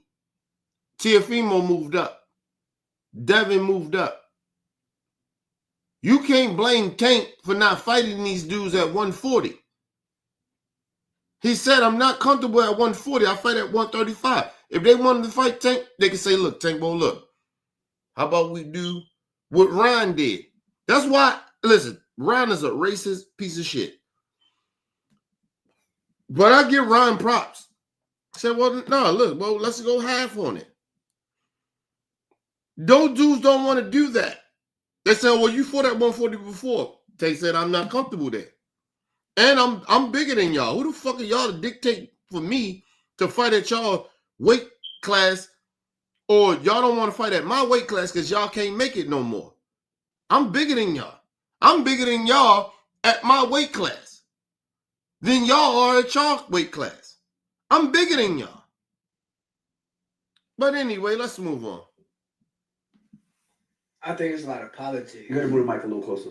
Yeah, I think it's a lot of politics, though. I think it's a lot of people, getting in the way of certain fights, and it's also fighters too. Like Tank got to be the person that says, "I want to fight this guy." Mm-hmm. When he says he's going to fight somebody, he's going to make it happen. So no, first of all, Tank told you what you had to do, so he lying again. He lying again. Tank already put the proposition out for you to fight him. Don't lie like that. Don't say that Tank got to put that out there to fight these guys. He already told y'all what he want. Now it's up to you if you decide not to fight him. Let's be real. Shakur, you are, out of any of the other fighters that homeboy named, you are the one person that you can't say Tank got to say he want to fight that dude. First of all, nigga, understand, this is a business. Number two, Tank already offered you a fight. You turned it down. You tried to think you bigger than you, or you on the same level. And I'm not talking about boxing skills. I'm talking about generating money. Or as a star. You're a star, but you're not a superstar. You're not Tank. And you try to put yourself in the same level of Tank because of your boxing skills. Means nothing in the sport of boxing. Let's just be real. When you are negotiating a contract, means nothing. Tank already offered you that. You tried to be on some Terrence Crawford shit of trying to bully motherfuckers. You tried to bully the PBC. I'm not signing with the PBC. No, they gave him a one-deal contract. He tried to bully PBC of giving him a multiple fight contract. They told him no. You can get the biggest fight. Tank is the biggest shit on PBC. You get that one fight deal. Why would you turn that down? What the fuck is wrong with you? And if you beat Tank, that means, hey, PBC gonna come back at you and say, hey, first of all, you gonna get a, listen, time out. Let me just say this. Because I want people to understand what I'm saying. Shakur wanted a multiple deal with the PBC. PBC told him no. You get that one fight deal with Tank. But it's actually two. Because if he beats Tank Davis, right? Let's say this. He beats Tank. It's going to be in the contract that Tank is going to get a rematch. These are facts. He's trying to pretend if you so highly good on you believe in you can beat Tank like that, nigga. If you beat Tank, you gonna get another multiple deal. You can get another fight with the PBC. If you beat him, because you know Tank gonna have that in the contract of a rematch. You know that already. So why wouldn't you take that deal? Because he's lying. Tank offered him a deal. Listen, he overpriced himself, just like Terrence Crawford did. The difference was Tank said, hey, nigga, we ain't trying to hear that shit, nigga. You ain't bigger than me.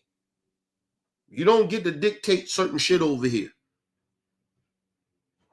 These are facts. And Shakur's just sitting here lying, talking about Tank don't want to fight him and all of that other shit. Nigga, we know you turned down deal with Tank.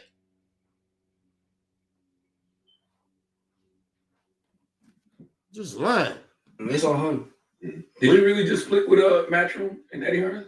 Nah, I'm just like, you gotta realize what my situation is, whatever I want. So if I want Eddie to be involved, Eddie gonna be involved. And if I don't want him involved, he's not gonna be involved. But I actually like Eddie Hearn. I've been telling people for the longest. I think he's one of the. He lying.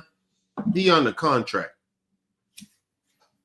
He's under contract with Eddie Hearn. He's a liar. The man is a bona fide liar. You are under Eddie Hearn Promotions. You do what Eddie Hearn tell your bitch ass to do. That's why you've been getting bullshit ass fights. That's why you can't. That's why the whole time Eddie Hearn talking about I can make Shakur this star and all that. Why is Shakur Stevnson hasn't did a pay-per-view since he been with Eddie Hearn? Why hasn't he's on a pay-per-view, but he ain't been a lead? What is it, babe?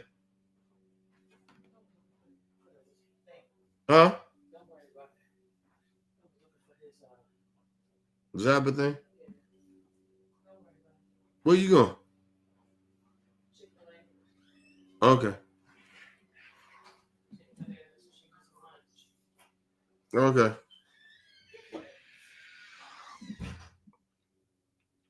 But yeah, that motherfucker lying.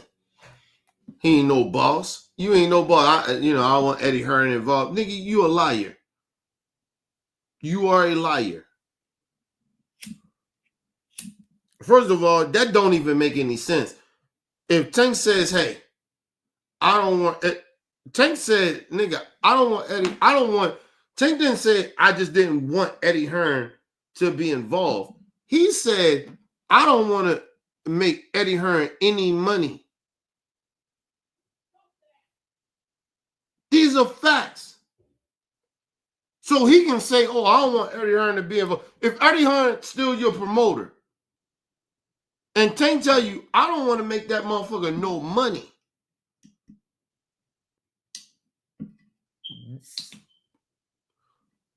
But he's still your promoter. Regardless if Eddie Hearn talks, don't say nothing, stay out the spotlight, whatever, he still makes money. That's what Tank is saying. He's still gonna make money off of me and you fighting each other when you still under his promotion. That's what Tank's saying. You know goddamn well. Never mind. That's why I said we're amongst the slow people. We must slow. Listen, a lot of people in America is slow. They slow. The nigga's still your promoter, even if you don't want him being involved. Involved in what? Tank already told you. I don't want him to make no money off of me. You talking about he ain't got to be involved. You know what that mean, bro. Come on, man. Stop, man. Let's move on, y'all. This nigga is unbelievable. As promoters in the sport of boxing, so. What do you think about the new Saudi sheik that's really been taking over boxing and investing a lot of money into boxing? I like it. I like it. It's kind of like a gift and a curse because I feel like he want to make the biggest and best fights happen, but also he got to know like what fighters is the best fighters. Like he got to understand the sport of boxing a little bit more too. So I like it, but still it's like I want him to like. Let me say that's why he contradicted himself. The PBC has made the best and biggest fights in boxing. These are facts. They sell more. They put the biggest stars, like they put them out there and pay them what they worth. You only fuck. The only reason you even saying this about the Turkey dude is he overpaying you for what you worth, Shakur. These are facts. Don't sit there and talk about, oh, he good for boxing. He's not. He's overpaying some niggas like you that ain't worth what you say you worth. Because when you get in that ring, you don't perform. You don't put asses in the seats. That motherfucker losing money fucking with you. The PBC don't lose money. But you wouldn't go do a one-fight deal to fight Tank.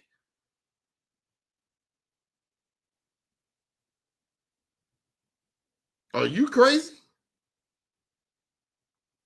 Listen, it makes sense in a way that you would go fuck with Turkey and them and Eddie Hearn and all them to overpay you because you come from top rank where they overpay niggas.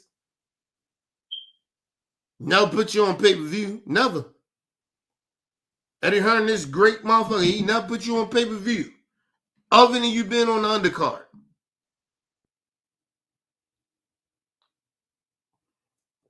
But remember, you said in the beginning that you the biggest star. You bigger than Edgar Berlanga, whatever his name is, that corny ass dude from New York. Like, you bigger than him, but he got you on his undercard.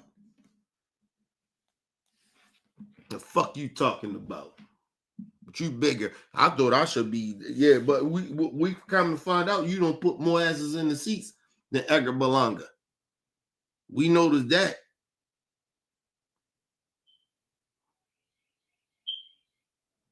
The fuck are you talking about? But you didn't want to, somehow you didn't want to go with the PBC to give you a one-fight deal.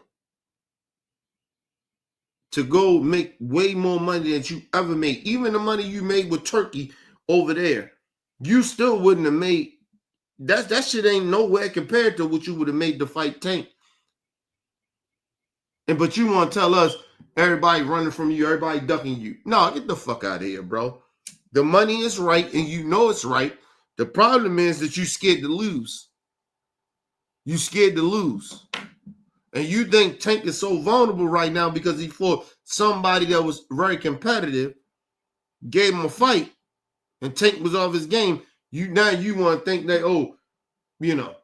Because listen, let me just explain something to y'all. Shakur do not want to fight Tank. He want to see Tank lose.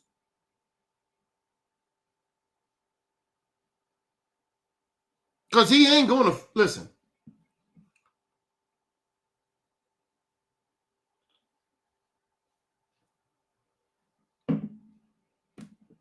It's a strategy behind this shit, y'all.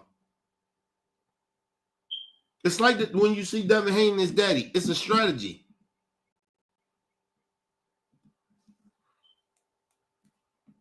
Devin Haney has a better resume, a way better resume than fucking Shakur Stevnson. So it would make more sense if Tank would have fought, he fight Devin Haney than him to fight Shakur right now. And I'm being real about that. Even though we believe that Ryan Garcia beat the dog shit out of him. It makes more sense.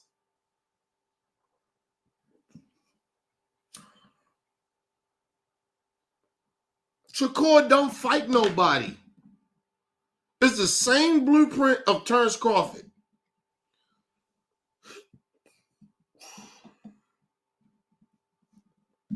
Listen, I'm going to tell you something. It's almost that blueprint of what Terrence Crawford did to Earl Spence. They just want to catch Tank slipping.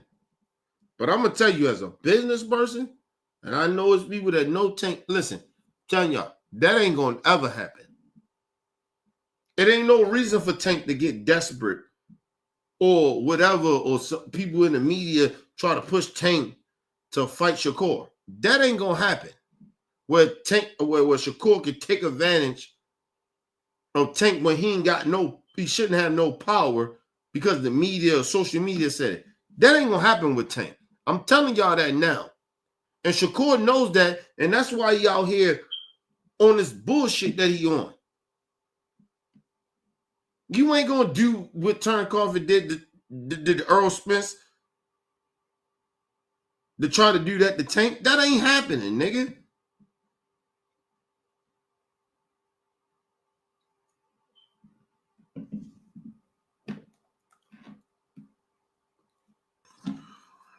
The difference between Earl and Tank was that Tank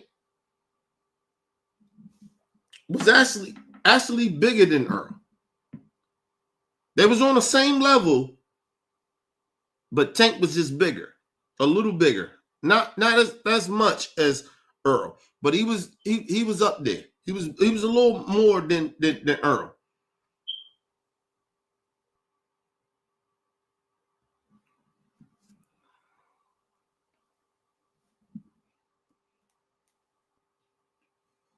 Listen, let me tell y'all something. The only person that you can kind of say, okay, it's like the Kobe to that shit. Right? The Kobe to Michael. It's Tank to fucking Floyd. He's the only person. Tank understands, nigga, how big he is. He's not going to allow a fucking Shakur to dictate his shit. He knows he's bigger than Shakur or any of these other boxers. He's bigger than them.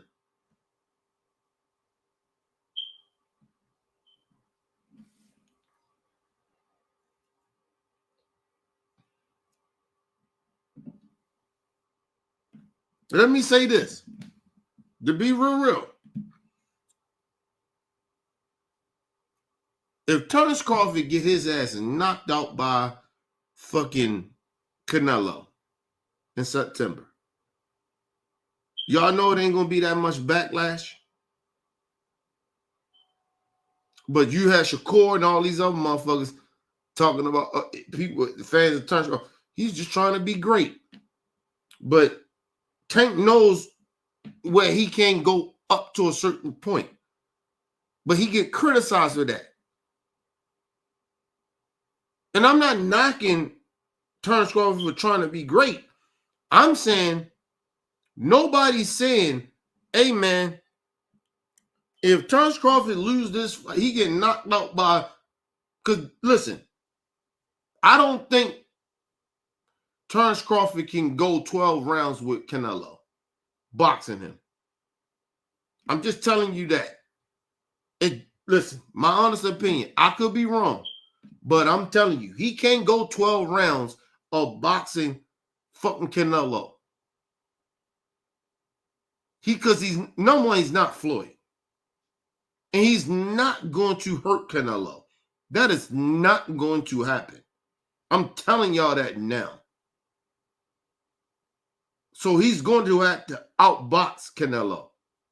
But if Canelo catches this nigga, telling y'all, man. Everybody gonna say, oh, Terrence was just trying to be great. He was just trying to be great. Nah, he shouldn't have been fighting Canelo.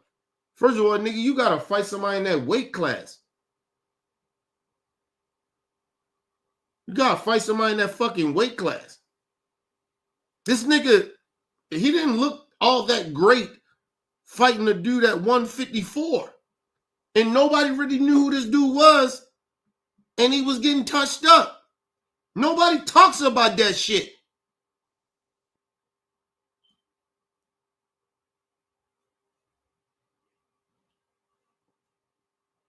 Yes, Terrence Crawford won. What that matters? He didn't fight an elite fighter at 154. He did not. What a name. He didn't do that. Now you telling me that Terrence Crawford can move all the way up 2 to 3 weight classes to fight Canelo? Because he's taller than Canelo? The fuck that mean? Canelo been fighting niggas bigger than Terrence Crawford. What we talking about? Like I said, listen. I'm not saying Terrence Crawford can't win. All I'm saying is if Canelo catches this nigga,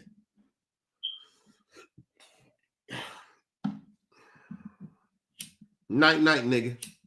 Night. It's going to be one of the worstest knockouts that y'all have ever seen in y'all life.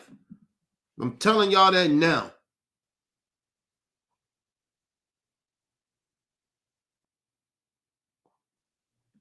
I didn't like that.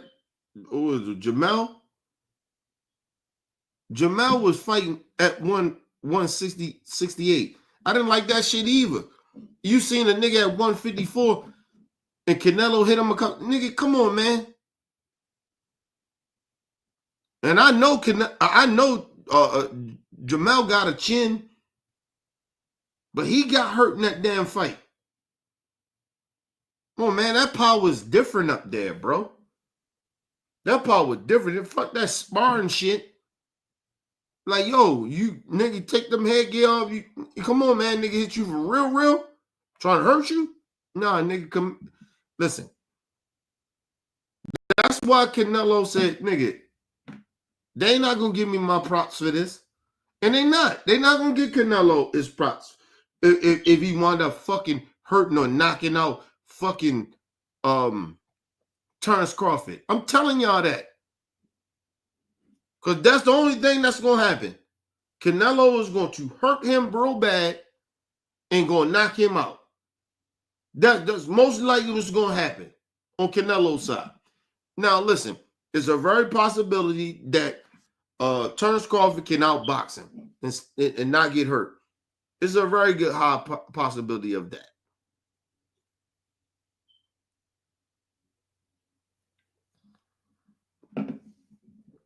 But I'm telling y'all, man, it is no way impossible that if Terrence Crawford get hit from Canelo, he gonna take them punches. I'm telling y'all that, man. And I could be wrong. I'm about 80 to 90% that if Canelo hit this nigga, it's different. It's a different shit. Just telling y'all that.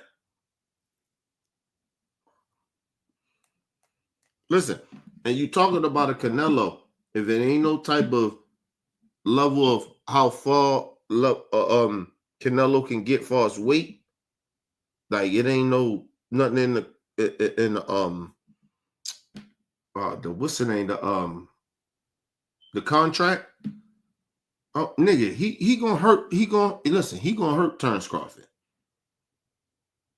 Terrence Crawford gonna do a lot of running. He gonna do. Listen, there's gonna be a lot of Shakur shit in there. He not gonna sit in no pocket with no fucking Canelo. You out your mind. And I'm not saying Terrence Crawford power ain't like that, but we don't know what Terrence Crawford power is at 148. We don't know that.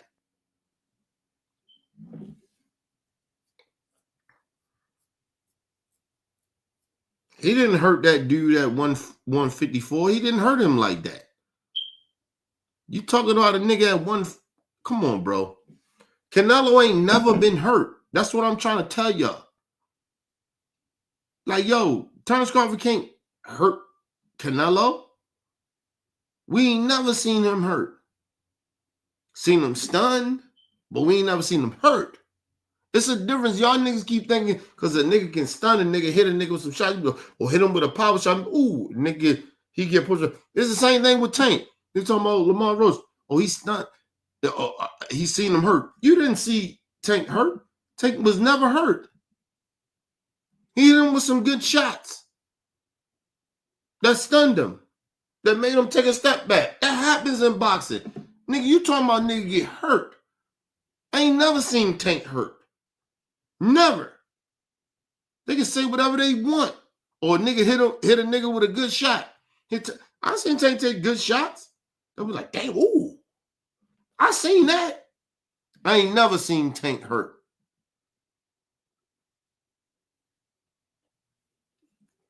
I seen a nigga hit Tank with some shit and Tank back up like, oh shit, okay. That shit stunned. I ain't never seen him hurt.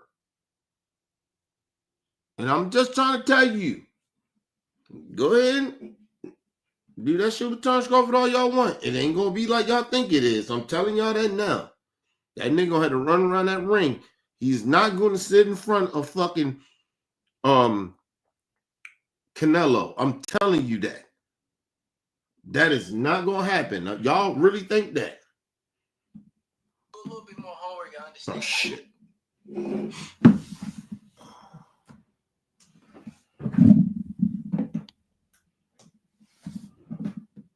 Left channel, right channel.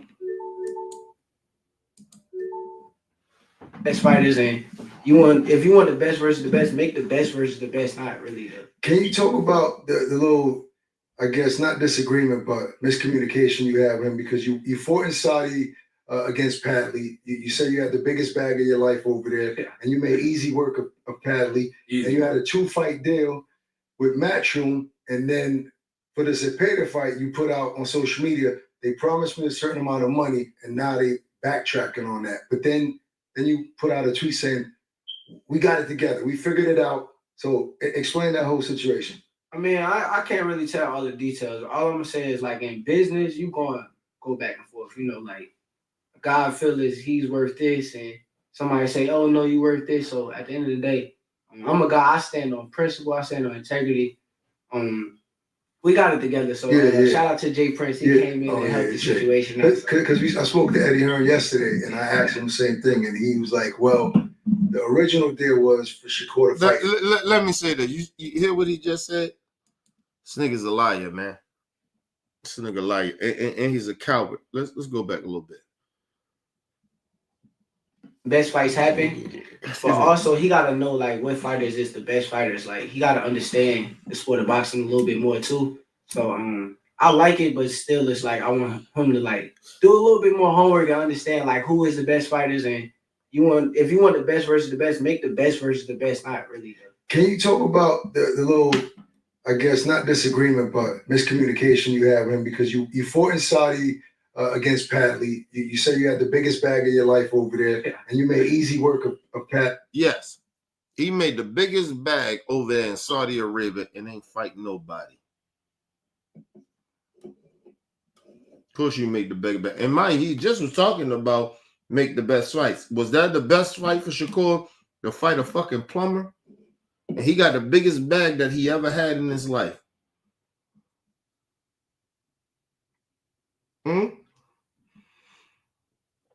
I want people to let me know that. He got the biggest bag of fighting nobody. But anyway, let's move on. And you had a 2-fight deal with Matchroom, and then for the Zepeda fight you put out on social media, they promised me a certain amount of money, and now they backtracking on that. But then you put out a tweet saying, we got it together. We figured it out. So explain that whole situation. And I'm going to let him explain it, but I know he's lying. Listen, let me say this.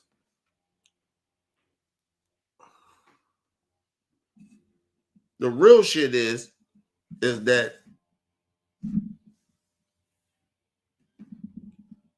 he didn't fight nobody his last fight. And the motherfucker that he supposed to fought was better than the dude that he fought. Right? An up-and-comer was Schofield. Schofield got sick, whatever happened, but he didn't fight him. So you just fought a nobody and got a bag. Mind you, he admitted, I got the biggest bag that I ever seen. And you fought a nobody. Even though whatever happened to Schofield or whatever, but you got the biggest bag. But he not taking into consideration, you fought a plumber. And got a big bag. And then this nigga get mad because, I was offered this. Well, shouldn't shit change? Because you didn't fight the dude that you're supposed to fight to get the bag that you got, but you got it. So you can we negotiate? But like I said, it's in the contract. I'm not mad at Shakur about that because I get that, nigga. You said you was gonna do that, nigga. You got to do that. But this is the problem with these boxers. They do not understand, nigga. You just fought a nobody. And I mean literally nobody. Nobody knew who the fuck this dude was. And you fought him. It was almost like this. Put it this way. Tank was supposed to fight Rolly. Right? Rolly got in trouble. And Pitbull Cruz stepped up. Nobody outside of real boxing fans knew who the fuck Pitbull Cruz was. Pitbull Cruz put on a show. It was entertaining. From both sides, from Tank and him. That where motherfuckers was making up shit lying and talking about, Pitbull Cruz beat Tank. Like, it was shit like that. Nobody thought that about when he fought this plumber dude. Nobody even thought that. That is the difference. Yo, excuse me, y'all. Somebody, they mowing lawn and shit. I don't think it's our shit, but could be. But you get what I'm saying? Like, what the fuck are you talking about? You're not even on the same level. You ain't even fighting somewhat of a good competition. Pitbull Cruz will beat the shit out of the dude that you just fought. Beat the dog shit out of him. So you're not fighting people that Tank fought. Even if they was a motherfucker that was like somebody like, somebody got hurt or whatever the situation was.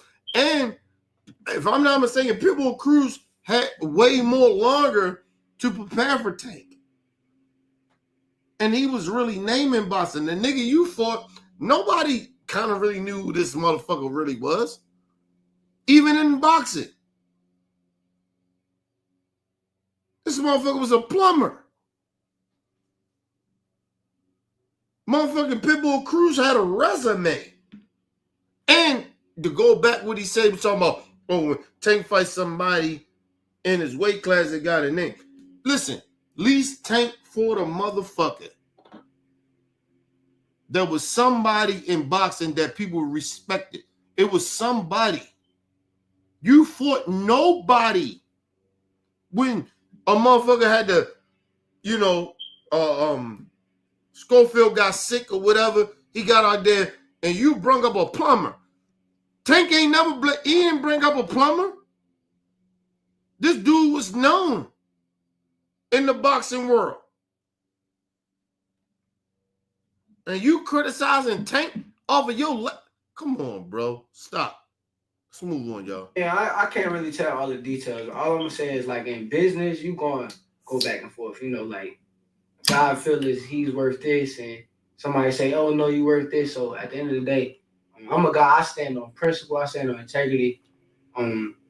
We got it together. So shout out to Jay Prince. He came in and helped the situation. Because I spoke to Eddie. Yeah, you kissed ass.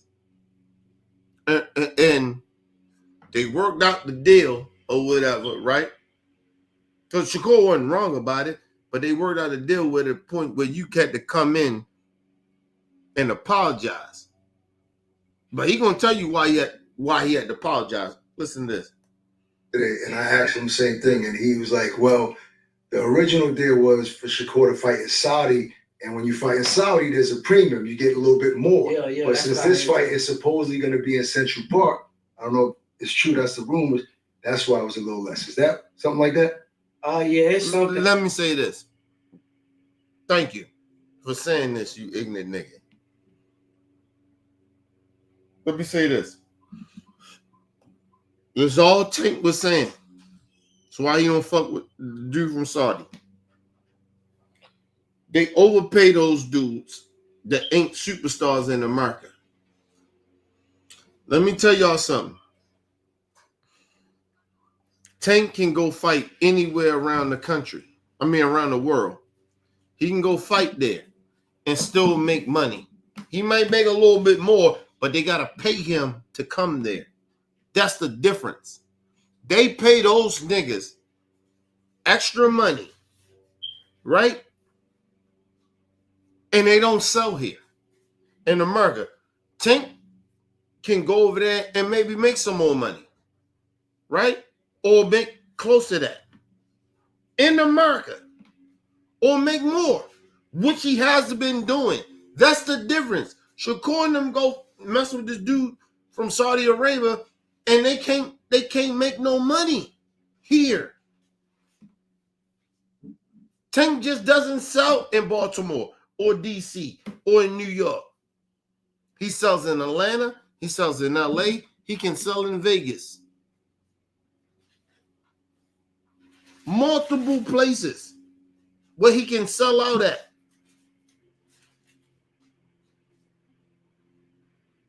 He probably can do Texas.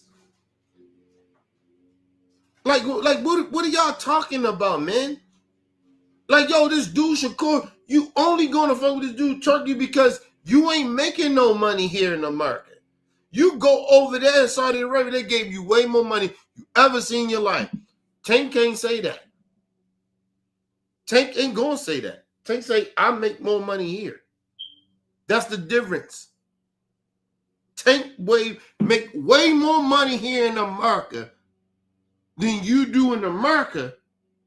And then you go to Saudi Arabia. You know Tank gonna make 10 times more. If he, let's just say he go over there and fuck with the Saudis or anything outside the country. He gonna make way more than you made.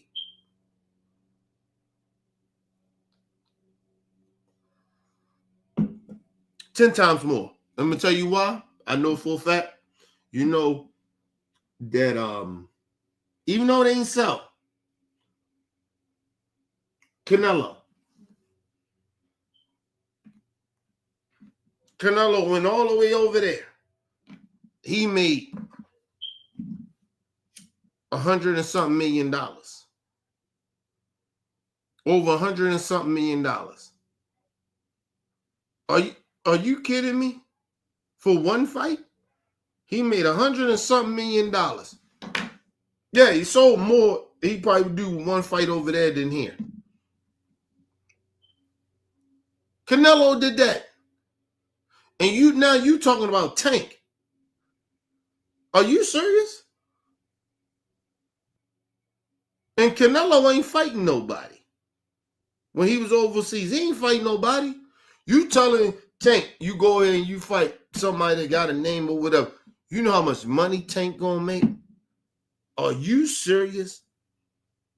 That's why Tank say, nigga, you gotta give me about 3, 4, 5 motherfucking Ferraris or whatever. On top of what you gotta pay me. Like you talking to a nigga that already make his deals is already. Listen, do y'all understand that Tank is already made $200 and something million on his contract? Not even counting. Not counting. Listen to me clearly. Not even counting the money he makes from the pay-per-view sales or the upfront money. He's already making $200 million guaranteed from the PBC and Prime. That's automatic. Do y'all understand that? And it's probably more than that. I'm downplaying it. Are y'all stupid? Like seriously. Don't let this nigga Shakur sit out here and act like, oh, I made all this time. That nigga probably made about 7 million, maybe, out there.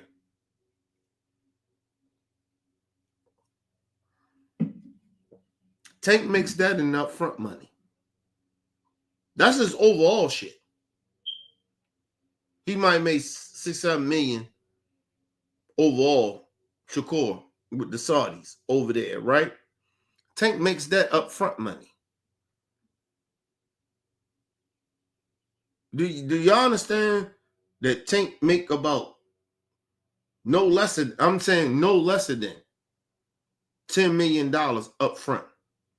He makes that out the gate in any fight. He's automatically getting 10 million. What is wrong with y'all, man? Do y'all understand that this dude is not on Tank level? You can talk about boxing skills, you talk about all that shit. I'm talking about when you negotiating with a superstar, nigga, whatever, you got to go beat that superstar. I get that. But when you talking about financial shit, Shakur's not on that level to be dictating nothing. Terrence Crawford can't dictate the Tank. He can't dictate the Tank. You can ask for some shit, that don't mean you're going to get it. Fucking with Tank. Tank is a superstar.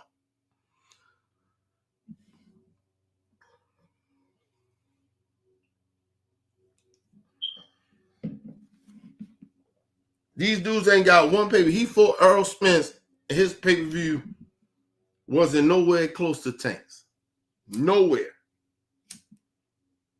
Tank's and Ryan sold twice as more. 2 times more than him and Earl. Maybe 3. But you telling me Terrence Crawford go get in negotiations with Tank, so, oh, we can fight or whatever, blah, blah. That's not happening, bro. Terrence Crawford don't even do that in his own weight class by himself. Tank generates money and make this type of money in his weight class. Terrence Crawford don't even do that. They go fuck with that Saudi dude because he overpays them.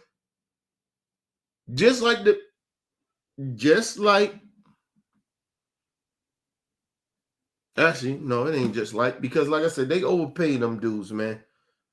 Tank don't get overpaid. He get paid what he's worth. And he gets paid more than the motherfuckers that's overpaid with these promotional companies. These are facts. They can sit there and they can lie. Shakur can sit there and lie all he want. He ain't on that level, bro. Let's move on. According to that, was what I heard. But like I said, I don't try to speak to I feel you. What do you think about those? They were giving you a little backlash, though, because they said you apologized just to get a higher payday. Did he say that? The church be like, all right, man, you better apologize for that now. At the end of the day, it was kind of a miscommunication. Okay. And I kind of reacted quick instead of thinking about what I was. He admitted it. I over-exaggerated. Because you stand on business with that, and if he did try to fuck you over, you stand on business with it. You don't say, I over-exaggerated. No. They tried to fuck you, Shakur. They said they was going to offer you whatever they offered you. Yeah, you supposed to fight the dude that you supposed to fight, but he got sick or whatever, and you fought some bullshit motherfucker. That doesn't matter. In business, it shouldn't matter. They lost, and they lost some money fucking with you. That's why they didn't want to pay you. They're already skeptical about you. You don't bring no, like, you. Let's move on, y'all. Move on. So with the miscommunication, I kind of, that's why I just had to, be a man and do what I had to do type shit. And you said something else that makes a lot of sense. Who is talking to the Turk about boxing?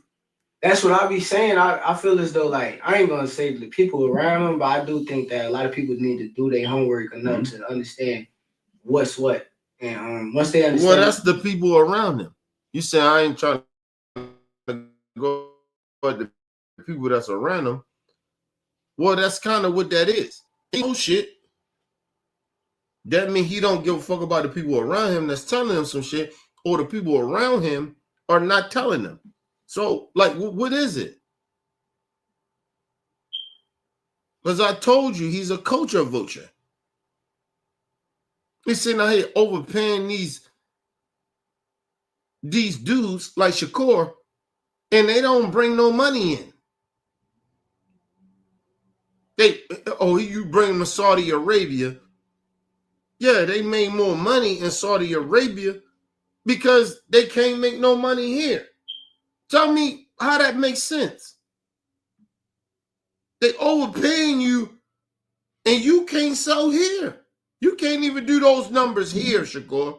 Whatever they paid you in Saudi Arabia, you can't do those numbers here. That's why you said it was the biggest bag I ever had. And that was you in America? No, you was in Saudi Arabia, nigga. These niggas are unbelievable, man. Let's move on, y'all. just like with this card, they got me the co-main event under Edgar. You know, Edgar, my homie. I ain't gonna say nothing bad about him, but I'm the biggest star on the card. I'm the guy that's like people want to see. I'm in the biggest fight. I got the best resume. Like, No, you're not. You don't have a better resume. You're not the biggest star. You're just not. Edgar Berlanga has fought the bigger star. He lost, but he fought the bigger star. Even if all the wins that you got, they ain't Canelo. These are facts. So how are you the bigger star?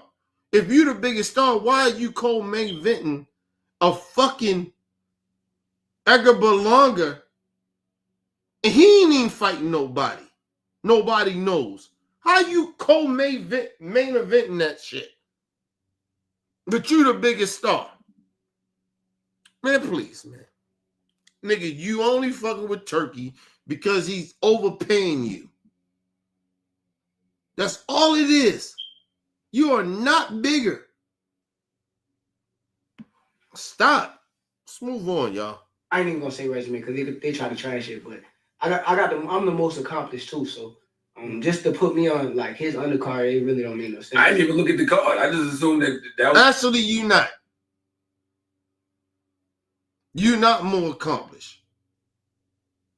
Because at least Devin Haney is undisputed. You've never been undisputed.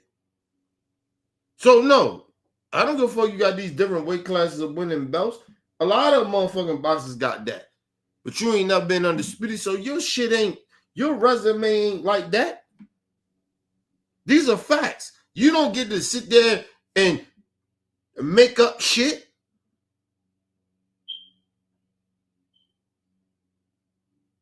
Like, what are you talking about?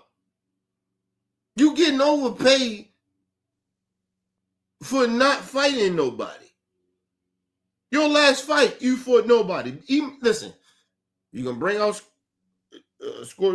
Schofield, whatever he got sick or whatever. But even before that, you didn't fight nobody, bro. You fought nobodies.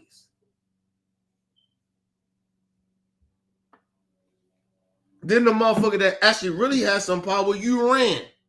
And it's just, my hand was hurt.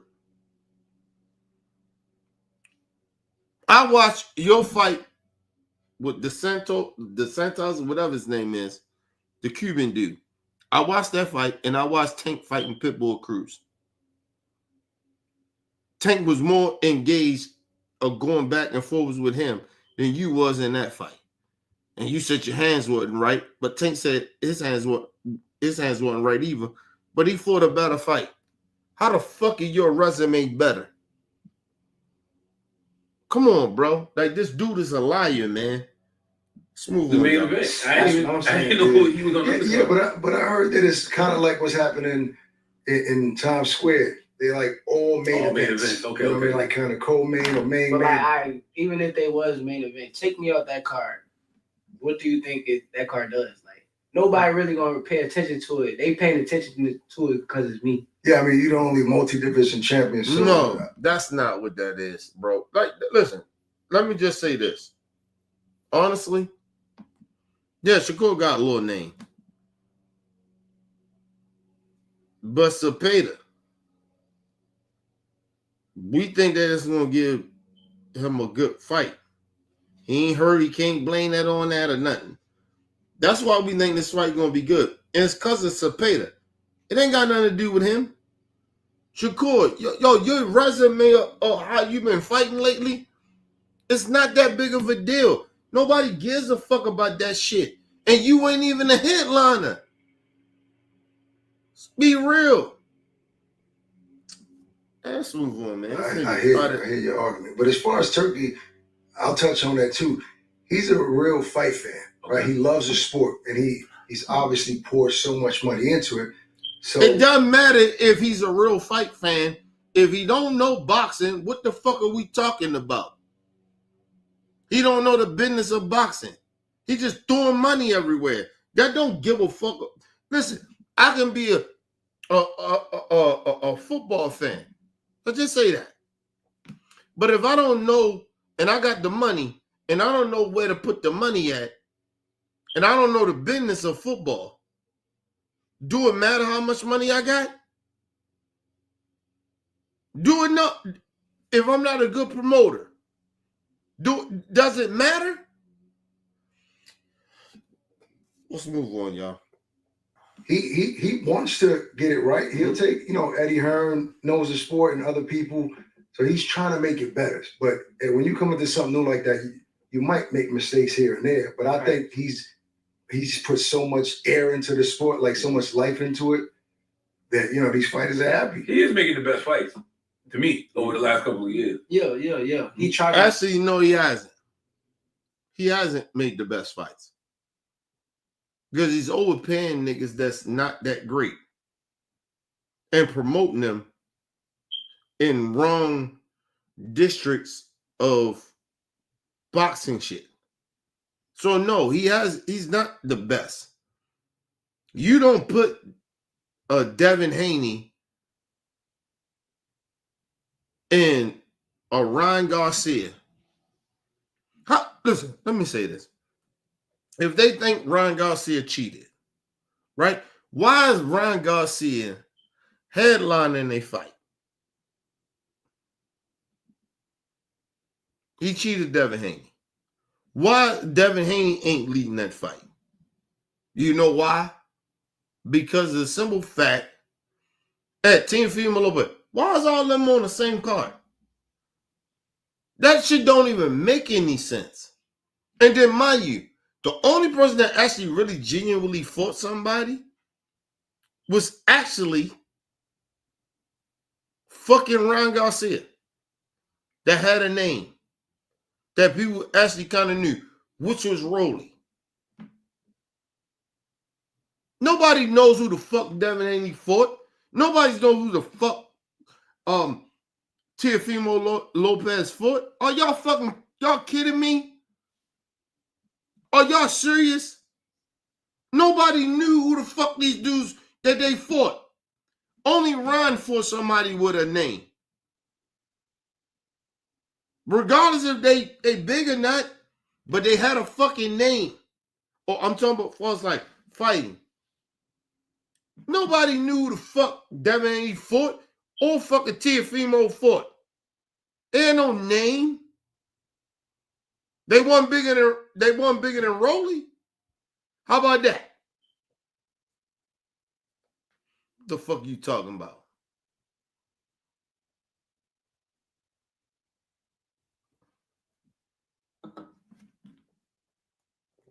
Let me say this. Listen. Out of all them fights, Ryan Garcia fought the tougher fight. Let's be real. It's not because he lost. It's because he was with somebody that had a name, had power, and shit like that. It was more entertaining in a way. Ryan made the fight bad. But at least he fought somebody with a name. Nobody knows who the fuck Devin Haney fought. Nobody know who the fuck Teofimo fought. And that's why they fought under Ryan. They didn't fight with a name. They didn't fight somebody with a name. The fuck are y'all talking about, man? Let's move on, y'all. Ain't the best fights, but it's still, you know, I like the biggest and best fights. I want to fight Tank. Now, I was going to ask you, what's your opinion on the way that these fights, like the Times Square fight and Central Park fight? Are you here? Oh, I want to fight Tank. Listen, you should have been took the fight. I don't want to hit. Listen, the only reason you keep bringing out Tank name because you clout chasing, and then the other thing is you only want to fight Tank now because you think that he's vulnerable and you think you can beat him because of the Lamont Roach shit. That's the only reason. And you know damn well how shit is set up for this shit right now. You already fight LaPea, whatever his name is, right? You already fight y'all, right? And I think in what, another month or two, you can already fight him. Tank ain't fighting until August. So the timelines is off, right? But like I said, if Tank fight Lamont Roach, he beat Lamont Roach, you do what you do, whatever. And listen, if Tank say, hey, well, look, we're going to fight it in a year. I'm retiring. You do that.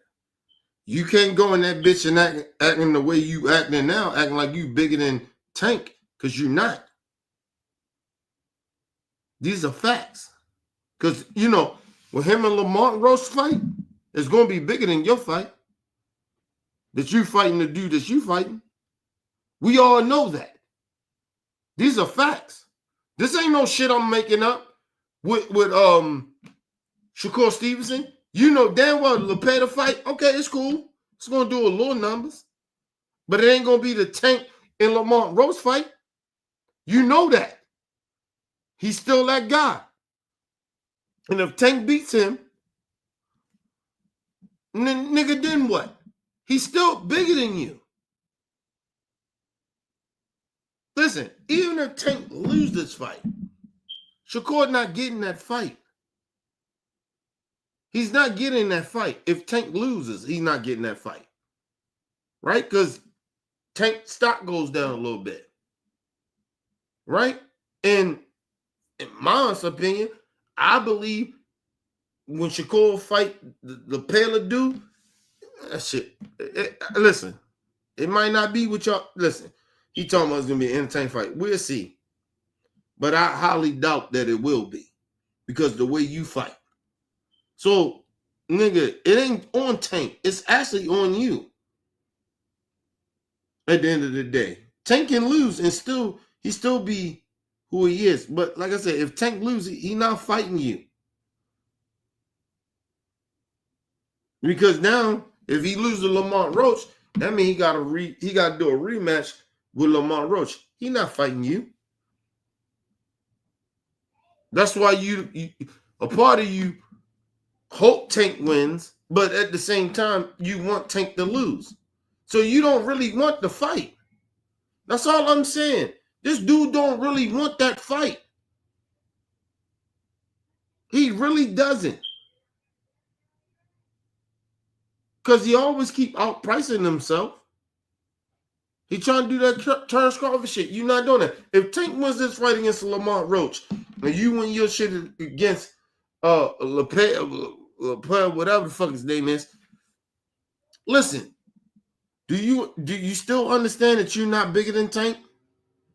It's a big fight. Yeah, you can get some money. You can probably get a little more. And it depends how you win. And I'm telling you, Tank is not going to fight you. If he beat Lamont Roach, right? And you beat LaPea, whatever the fuck his name is, it's still not a guarantee that Tank is going to fight you. Because it depends off of your performance. Because if Tank lose and you do great, that fight don't mean shit. So you should be hoping that Tank whip his ass. Or Tank at least win the fight. So the shit can be big. And you win your fight very oppressively. Not Tank. It's you. Stop putting that shit on Tank. And that's what they do. They like to put it on Tank. No, nigga. You got to win your fight oppressively. That's what you got to do. Ain't got nothing to do with Tank. He got to go out there and put on a performance. Because nobody's going to believe. If you go out there and do what you did the last fight, because we still thinking that, okay, if Shakur is that guy and he runs so much, nobody's like, oh, we want to see him and Tank fight. Listen, you got to knock out Cepeda. You got to knock him out in a fashionable way or a decent way. You got to do that. Stop blaming Tank for some shit that happened. Nigga, you got to do your part. Because you already not a superstar. You're not even that big of a star like that. But anyway, I'm out here, people. Leave your comments, hit that like button. Support your boy, Mr. OBI. Peace and love to the world.